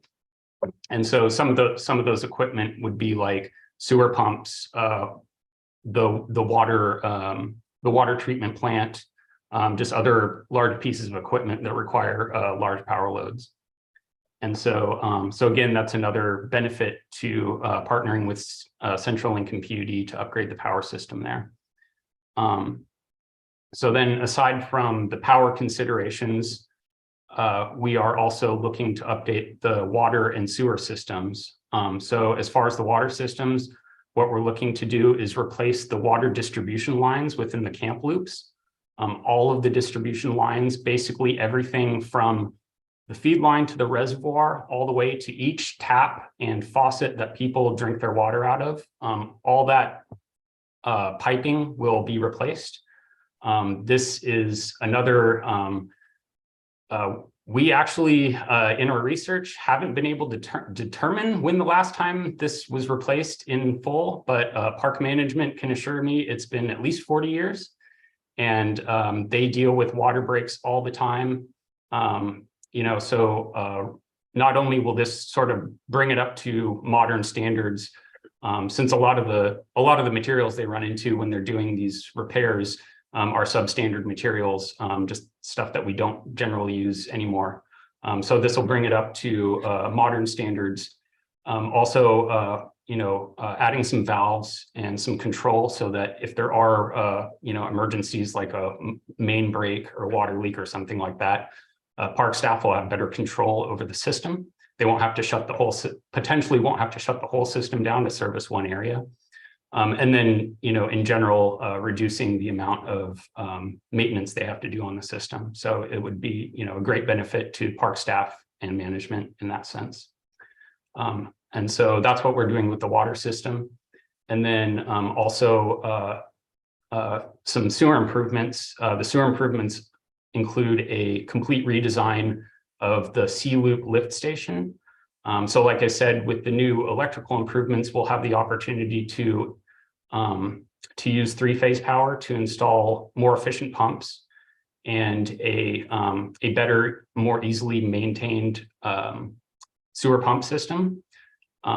I will say that this is not the only pump station in the park, and there are reasons that we're not addressing the other sewer pump stations in the park. Some of them being budgetary, some of them being they would require permitting that would basically blow the project timeline as far as go bonds go. But we are looking holistically at the entire system of the park and doing things like making these three-phase upgrades and integrating components into standard designs like receptacles for backup power in case the power goes down and we need to bring generators in to power, say a sewer or lift station, so we don't have a sewer overflow going into the ocean, which obviously, as stewards of these resources, we'd like to avoid those whenever we can. All those things are being considered in the design. So, while it may seem a little bit piecemeal that we're not addressing every single system in the park, there are reasons that we've vetted the scope for that. So yeah, those three aspects of the project, the electrical, the water, and the sewer will all come together, and we'll be addressing all of this at a time when the park is able to shut down, basically this winter. So what we're hoping to do is go out to bid in the next. I have documents ready to send to procurement to go out to bid. And then right now the schedule that we've put together is bidding this summer. The park is scheduled to shut down September 6th for the winter. They've already made arrangements to be closed all the way until Memorial Day of 2024. Obviously, if we get the improvements done sooner, that'll give park staff the opportunity to do some cleanup, do whatever they want to do in the park. So, there'll be a little bit of lag time in there, hopefully. But we're also, making arrangements just in case things get delayed. Doing construction in the wintertime is always risky as far as timing. So we want to give the contractor the opportunity to perform their duties and give some flexibility so that we can get the park back opened, while still being reasonable in our expectations of construction. So right now, the engineer's estimate for all improvements is 6.2 million. That does sound like a lot, I agree. But when you put it in the context that we will be installing almost 2.5 miles of water line and even more electrical conduit. And part of this is replacing the RV pedestals that a lot of the full service sites use to provide services. So that's another opportunity to sort of upgrade something that is sort of a constant maintenance issue right now for park staff. So I think, with all these improvements coming together, it's going to be really beneficial for a park that, provides a lot of revenue for the system and is honestly a gem as far as camping experiences on the coast. With that, I am asking for commission approval to proceed with the bid process for this project. And I'd be happy to answer any questions you may have about the project. Thanks so much, Rob. Questions, folks, on this one? Just a comment. Yeah. It's really exciting to see Yeah. these go bonds being Yeah. used the way we envisioned. Yeah. To upgrade these facilities, but how are we gonna get to those within budget? Hallelujah. Yes. I move approval. Right, we have a motion. Do we have a second? Yeah, I was gonna say, go bonds. That's what I was thinking.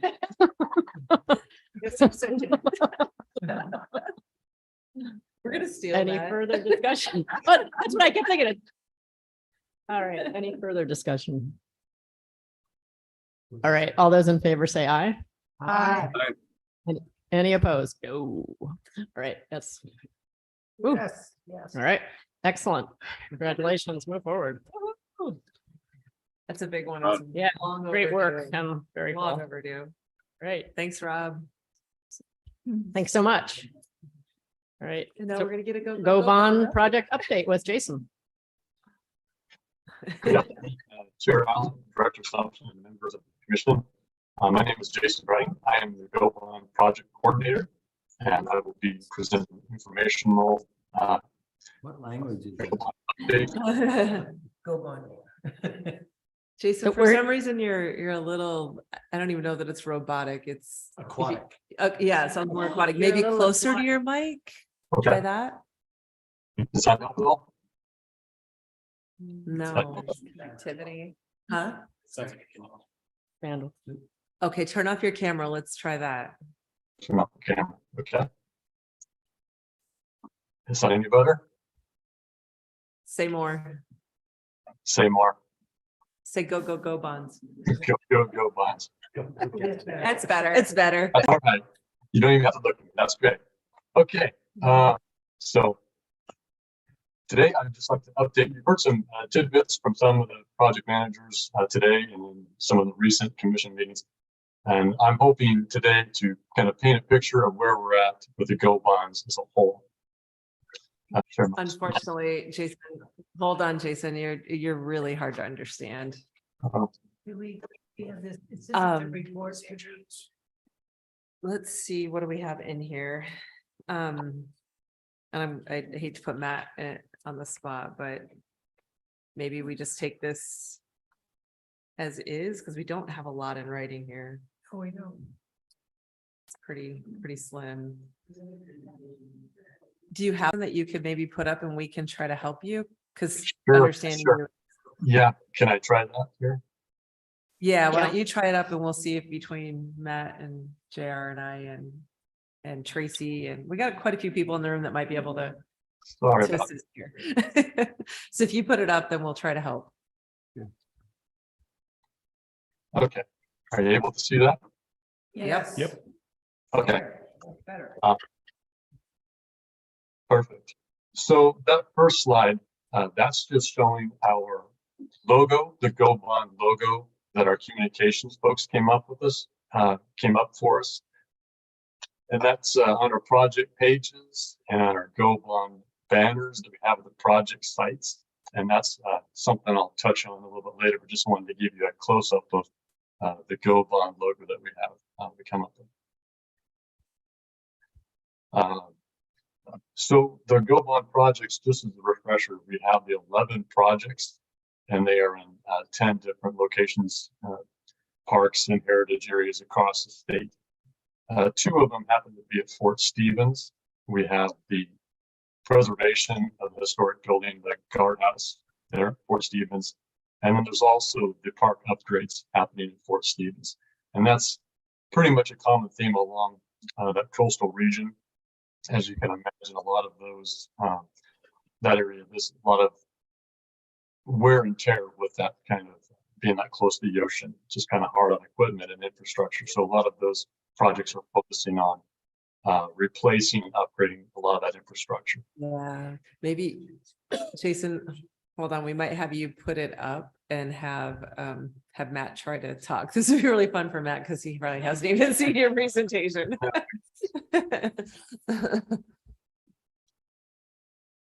Jason, this is Matt. I'll give it a shot and maybe just poke me if I get things too off. So these are the projects that we brought to you a little over a year ago, I think, for formal approval. And I'm sorry, Jason, if I go off script, but I'll try and keep it on point. Thank you. So if you remember, the 2021 legislature kind of graciously approved $50 million in Go Bond funding for the department. We got the first disbursement of that funding, $25 million in May of 22, and we got the second disbursement March of this year, March of 23. We have 3 years from each of those disbursements to have that funding spent. The agency came together and based on the language in the House bill, I think it was, use that language to identify some of the projects that we would work on, because it was based on some backlog maintenance, some expansion of camping opportunities, and things like the visitor center at Smith Rock and Kam Wah Chung. But then it also had language in there about historic structures too. And so we kind of broke the projects into those 3 categories. Along the coastline, the Fort Stevens, Nehalem, Cape Lookout, and Beverly, those are all primarily targeted at the backlog of maintenance. The exception to a certain extent is Cape Lookout. If you remember, that's one where we were starting to implement the retreat strategy, right? Where we were going to start pulling the campground back from the inundation zone, that it gets inundated even in just the normal course of winter storms, and start moving that campground up the hill. Moving into the valley, Champoeg is an expansion project. We're going to add some camping opportunities there. Silver Falls and Milo, the same thing. The idea behind that was giving folks an opportunity to experience what it is we do a little bit closer to home, especially for folks that are new to camping and those kinds of experiences. They don't have to travel 2 or 3 hours. And then if things go wrong in the middle of the night, a baby's crying, whatever it happens to be, they don't have to pack up and drive 2 or 3 hours home. They're kind of in their own backyard. So, and then moving on to Smith Rock and Kam Wah Chung, those were the expansion with the visitor center, based largely on community support in those 2 parks as well. Is that kind of right, Jason? Okay. Yeah, perfect. So 10 of the projects are in the planning design phase. 1 is in the feasibility assessment phase, and 1 has started construction. And I'm assuming that the construction piece is Silver Falls. Correct. So there's quite a bit of work being done up at Silver Falls right now. We were up there just a couple of weeks ago. Looking dump station. Really nice. If you're into dump stations, you got to check it out. It's turning out really nice. There's also some nice work being done up there in the North Falls area in preparation for the expansion. So these are some of the things that for lack of a better way to put it, slow us down a little bit. There's a lot of assessment work, a lot of permitting, those kinds of things, planning and design, or that we have to do prior to some of the planning and design work. Things are moving along really well. And I will probably touch on this in a little bit, but it just makes me think of, so the $50 million that we received from the legislature is an incredible amount of money. It was worth more 3 years ago than it is now. And so what we're looking at now is using our biennial facility investment program funds to help supplement so that we can maintain the original scope of these projects. But we're just having to supplement that with some of our own internal funding. And we did ask for, and it does appear that it's approved when our budgets move, that we did ask for additional limitation for the FIP and backlog of maintenance to be able to do that into the next. To balance that as well. even So- more. Yeah. And it looks like it is approved. So here's some of the, here's a preliminary picture up at Silver Falls. One of the things that Jason mentioned earlier, that's probably a little better, was the idea of branding the Gobon project. So when folks go to our parks and see this sign, it lets them know that there's something big going on. The other, I think, is a very cool piece of it is they all have these QR codes. So you can use your phone and go to a site that talks about that specific project, which I think is a great idea to just to help folks understand kind of what we're working on, why we're doing it. Yeah. This is the day use parking lot that I had mentioned. They just recently got the paving done. Again, if you're into paving, it's a great, It's really pretty. it's pretty cool. Yeah. But it gives you, when you go up there and see this paving, it gives you a sense of kind of where that project is going. It's pretty exciting. There's been a lot of headway made up at Silver Falls, and I think it's kind of the lead project that we have, that these others are going to start following suit pretty quickly. If you want to chime in at any time, Jason, just feel free. So this is prior to it being paved. This is some of the site work, the prep work before it was paved. And moving on, yeah, and there it is. It's really going to be sharp. Yeah. It's kind of going back to the idea behind these GoBon projects. Is they're at a level that we couldn't do before. You know, we might hit $1 million or $2 million project. These, like Rob had just mentioned, $6, $8, $10 million projects. It's a big deal, and they're going to make just incredible improvements across the state. Yeah, I gotta say the effort from those pictures of putting adequate base down in there is everything. You're paving dirt makes no sense. Yes. So good effort there. It really is. And we've got, just on that point, the project managers that were just amazing. And they know their stuff. And so they're able to get those details into the contracts and make sure that we're holding contractors accountable to that. And then this is the design for the new North Canyon Trail viewpoint area. And this is a piece of it that I'll be honest, I don't know as much about. I was there prior to any of this work being done when it was just, they had kind of cleared the trail. But it just opens up a viewpoint of those North Falls. You know, at Silver Falls, there's so much use down at the South Falls area. And a lot of this work that's happening now and that will kind of continue to happen is to bring more use to that north side and spread use out throughout the park. And there were several of you that walked Yeah. this with us Yeah. a few years ago. And we broke brush to get in there. We came out all scratched, but when we were up there last week, I walked out and looked, and that view, I have to say, is far more spectacular even than the South Falls. Yeah. It's amazing. Wow. I What's been haven't done. seen that. That's amazing. Yeah, that's It incredible. looks amazing. Can you understand me? We Hello? can hear you, but not understand you. We can barely hear you there, Jason. Sorry. I was just going to mention that the parking lot that we were just looking at is the trailhead for this lookout. And this is all accessible from that that North Canyon parking lot. So that comes in from the left here. My pointer. This comes into that parking lot. For the accessibility. Accessibility. Yes, thank you. And then goes out to an old existing parking lot along 214 there. Perfect. So it's that same parking lot that he was showing you where the paving is going on. It's Yeah. right there behind the big Exactly. building. If you've ever been up there. And this is the RP dump station.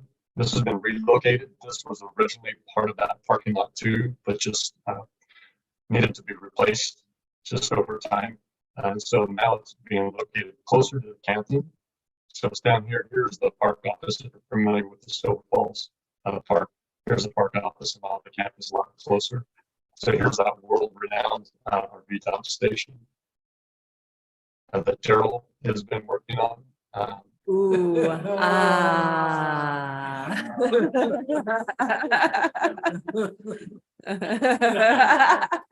Yeah, the original location, Daryl, was at least a couple of miles from the campground and just not very convenient. And so this new one It's coming right out of the is campground. coming right out of the campground, and there's 2 lanes, there's wide lanes, there's room, for folks to pull around to. It's again, if you're into dump stations, Well, it's very cool. And 214 gets so busy to try to figure out how to get your trailer, up and down 214 to use the dump station. This is going to be much more efficient and get folks out the opposite direction. So it's a much, much better design.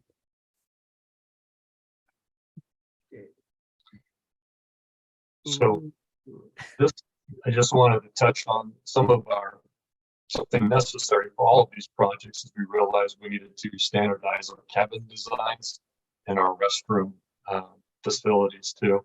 So this is just showing you some of the designs the team is working on, different sizes based on whatever the park needs. That's a great point. And so one of the things you'll notice in this is it has staff in there. So we're looking at adding cabins for seasonal staff, just again, with the issues that we're seeing kind of across the state with housing. One of these standard designs will be done with staff in mind too. And then moving into the restrooms and shower facilities. These again are scalable based on the park needs. Down one accessible, one standard unit, all the way up to 5 toilets, including 5 showers. You notice the family facilities towards the right side of the drawing there. So that is scalable based on whatever the park needs. Could you all hear that? Okay. Yeah, I okay. could read it. Perfect. Thanks. Thanks, Jason. And this is the last slide. I just wanted to show you, those are the project banners that we have at these construction sites, and we'll be using at the construction sites to help identify what projects are being funded by the GO bonds. And like Matt mentioned earlier, that QR code, and that's something you can even from right here scan with your phone, and it takes you to those project pages that our communications folks have built for us. And so you can get the latest updates on where we're at with each one of these projects based on those project pages. And down below the picture is the actual site for those project pages.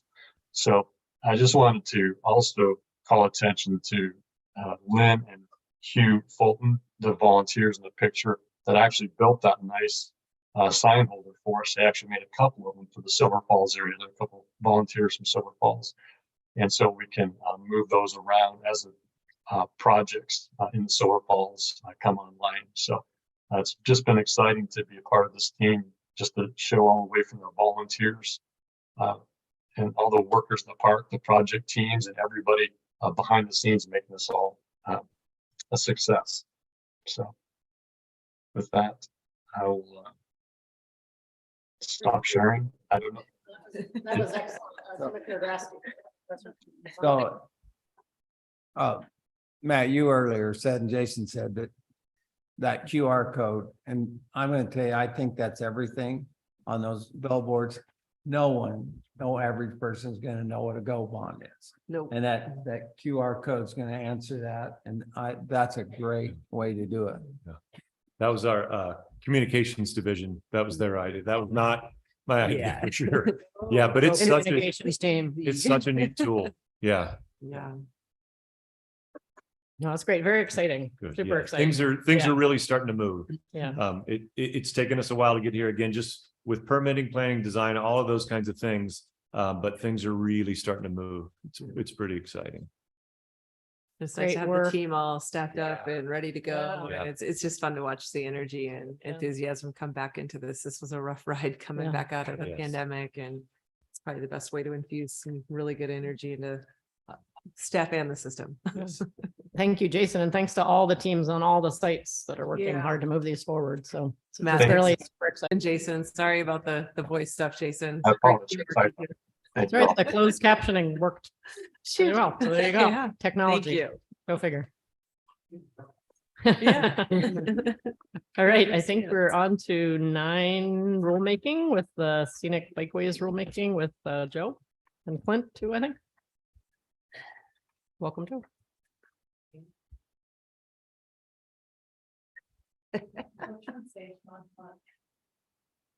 Oh, have we used them all?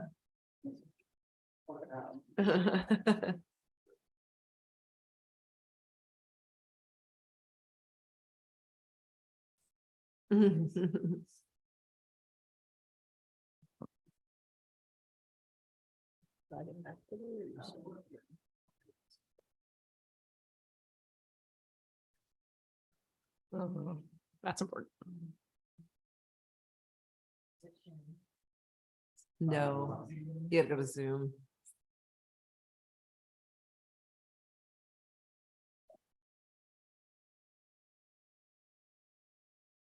Good job, Joe. I can even see it.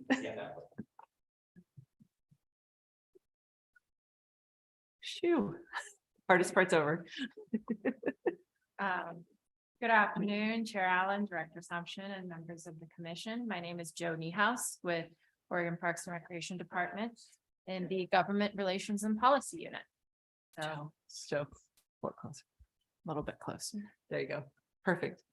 Today I'm presenting agenda item 9A rulemaking on the scenic bikeways rules, and online is Clint Culpepper with Cycle Oregon. He's the current scenic bikeways program coordinator and will be presenting this item today. Since we last presented this topic at the February commission meeting and requested for the commission to open the rules for amendments, a lot of progress has been made. So a quick recap, the Scenic Bikeways program is the first program in the United States with official state designated bike routes. It's an OPRD program that is currently managed by Cycle Oregon, a nonprofit dedicated to transforming individuals and communities through bicycling to preserve and protect the special places in Oregon while supporting community development and cycling projects throughout the state. Cycle Oregon is in its second year of its 2-year contract to administer the Scenic Bikeways program.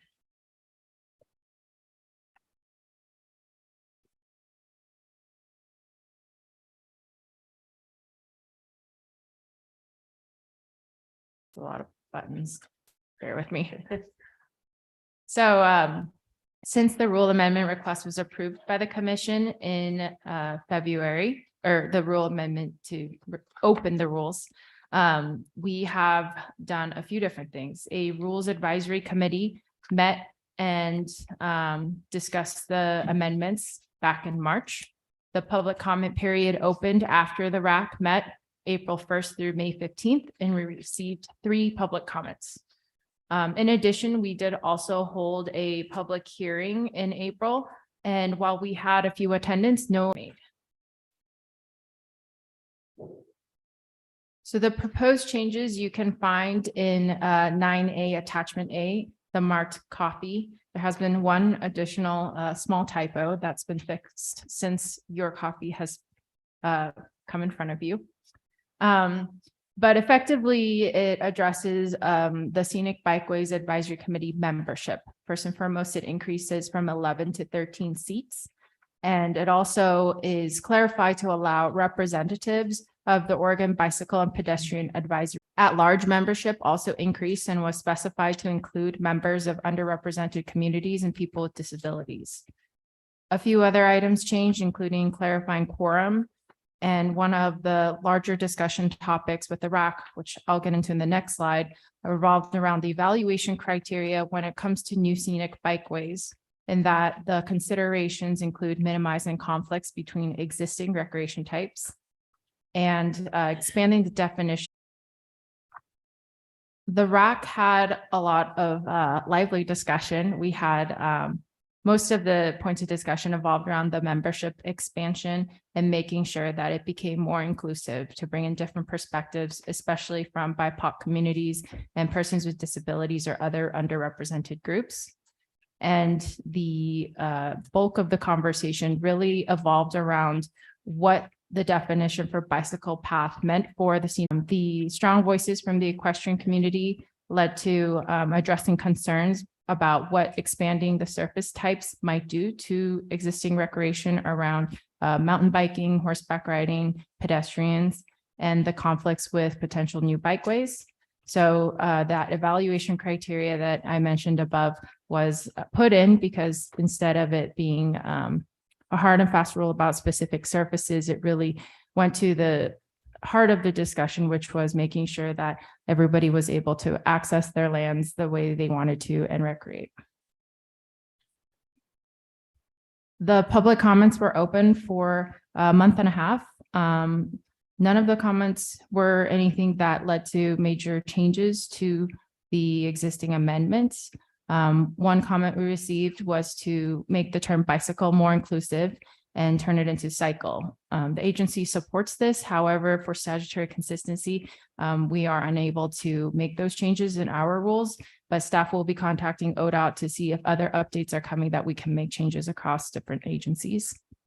And the other 2 comments were around speed limits, safety, wider shoulders considered for the highways, and really prioritizing specific safety limitations on specific scenic bikeways. So those were concerns that we were able to have staff directly address and be connected with Clint to move forward with some further discussions. The agency is grateful for all of the public input and the time from our RAC. And now the staff will request permission to adopt the amendments to OAR Chapter 736, Division 9, Rule 20 to Rule 30, updating the Oregon Scenic Bikeways rules. Thanks, Joe.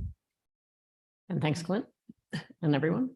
Any comments, questions, feedback? Commissioner Grassley. So I mentioned the word community earlier, and I'm looking in here and seeing historically underrepresented community. What in the world does that mean?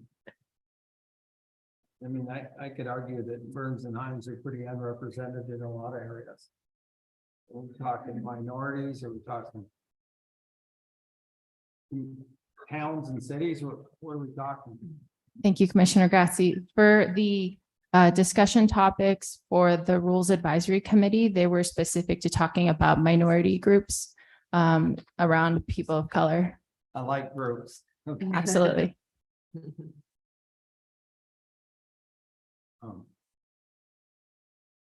And then I'd be cautious on changing bicycle to cycles. Until you have a definition of what cycles are. We talking about motorcycles too, or? That's in that. Yeah, it's in that comment.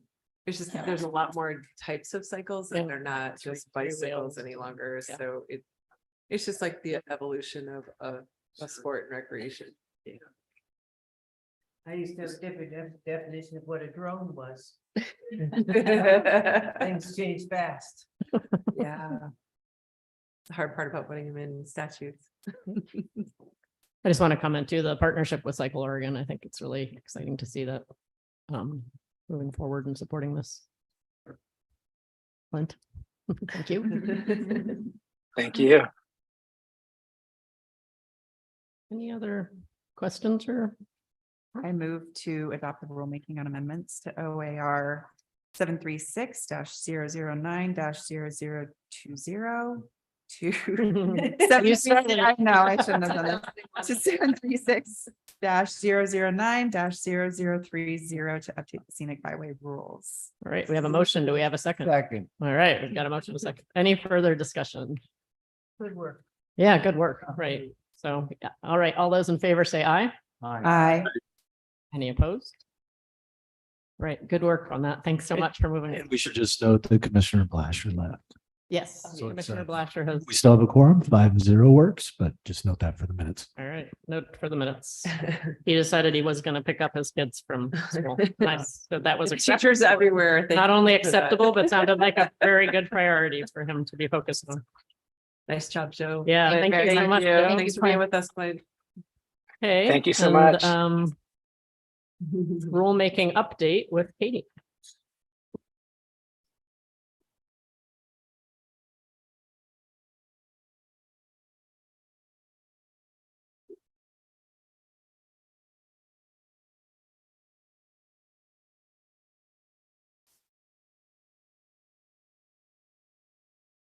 Okay.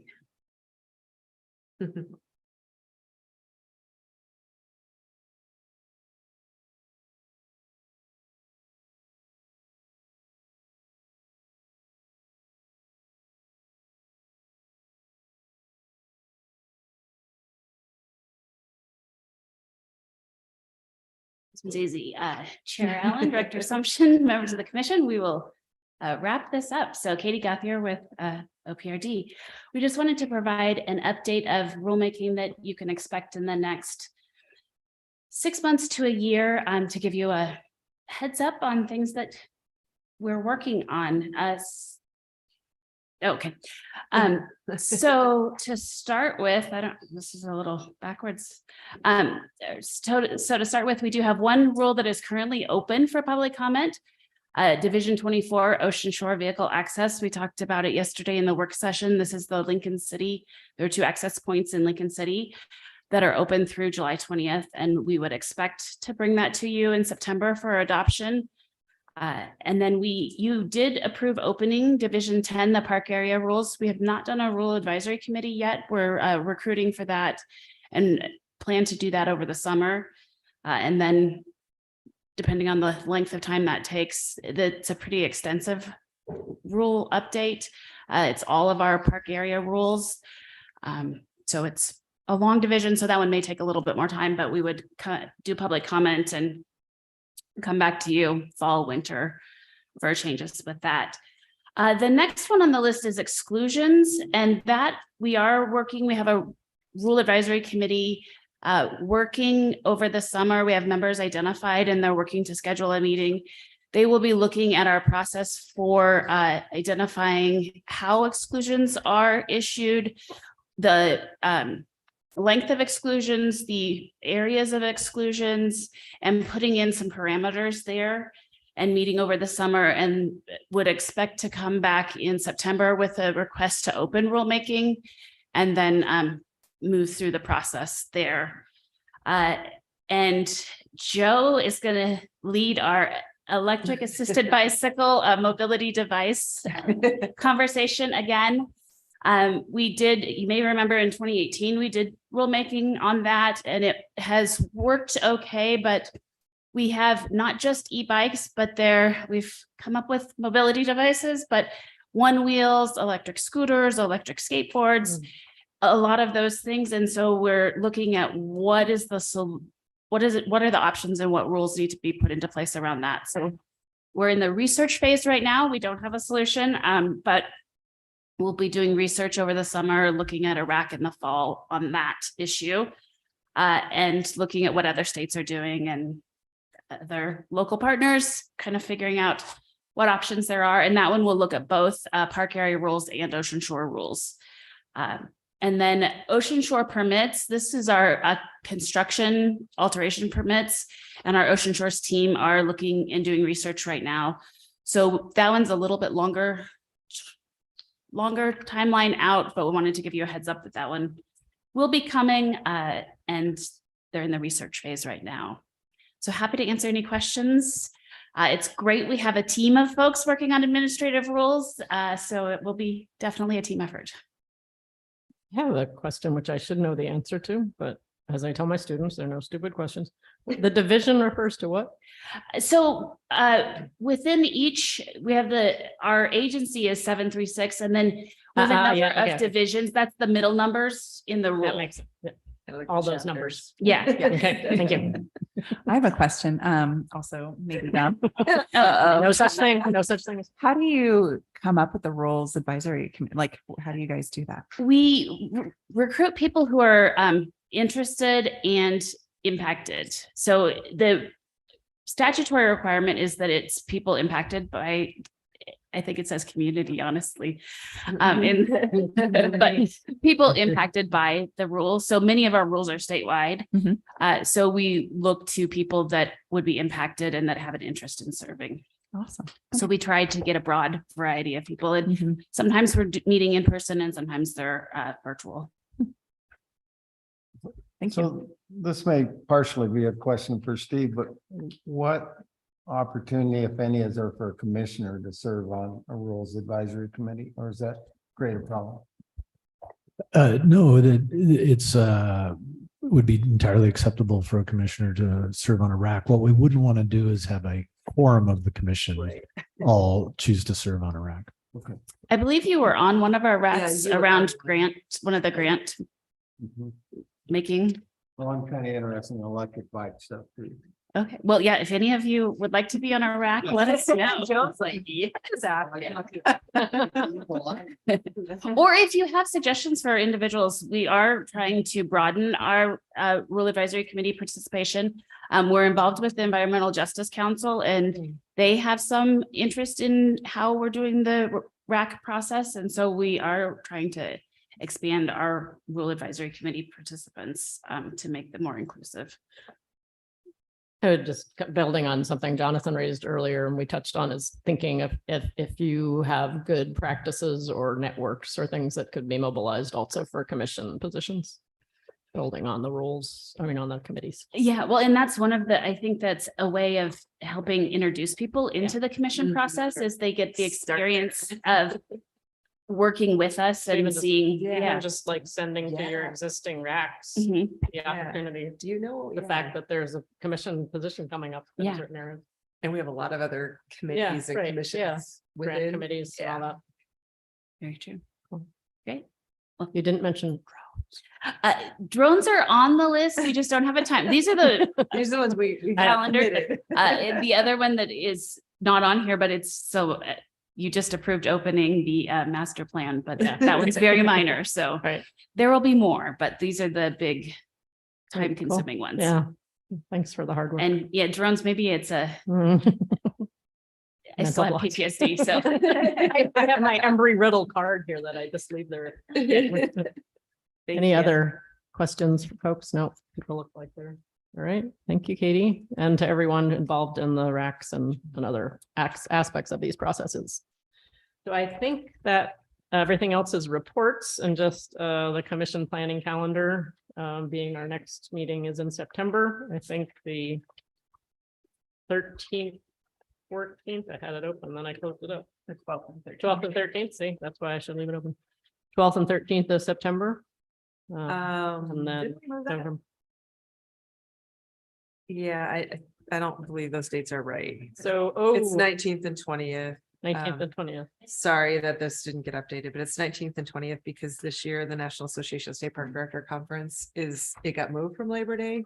It was one of the great things I got to do as the president of the association, but it then impacted because Reno or Tahoe is hosting the 11th through the 14th. So You're right. was I the have it first on the one. 19th and 20th. on that Okay, one. cool. I was like, oh no. Okay. You're gonna be doing it without me and a whole bunch of staff. All right. Is there anything else? Nineteenth and 20th, and we'll be in the gorge, and I won't commit or promise, but I do think you might be able to have an opportunity to be on an e-bike, so that way you'll have a personal experience. So when rulemaking comes to you, you will personally be able to understand. One of those single things. A one wheel? No, So the Commissioner hoverboard, Berger would like a hoverboard. one wheel. You get a picture of the commission all arrayed in their Yeah. electronic yes, devices. Exactly, so. Anything else? Yes. If not, I will thank everyone whose hard work, everybody whose hard work got us through today to today. And again, thank you again for the tour and all the work that's happening all across the state in the department. So thank you. Thank If you. nothing else, we will adjourn today's meeting and safe travels wherever everybody is going.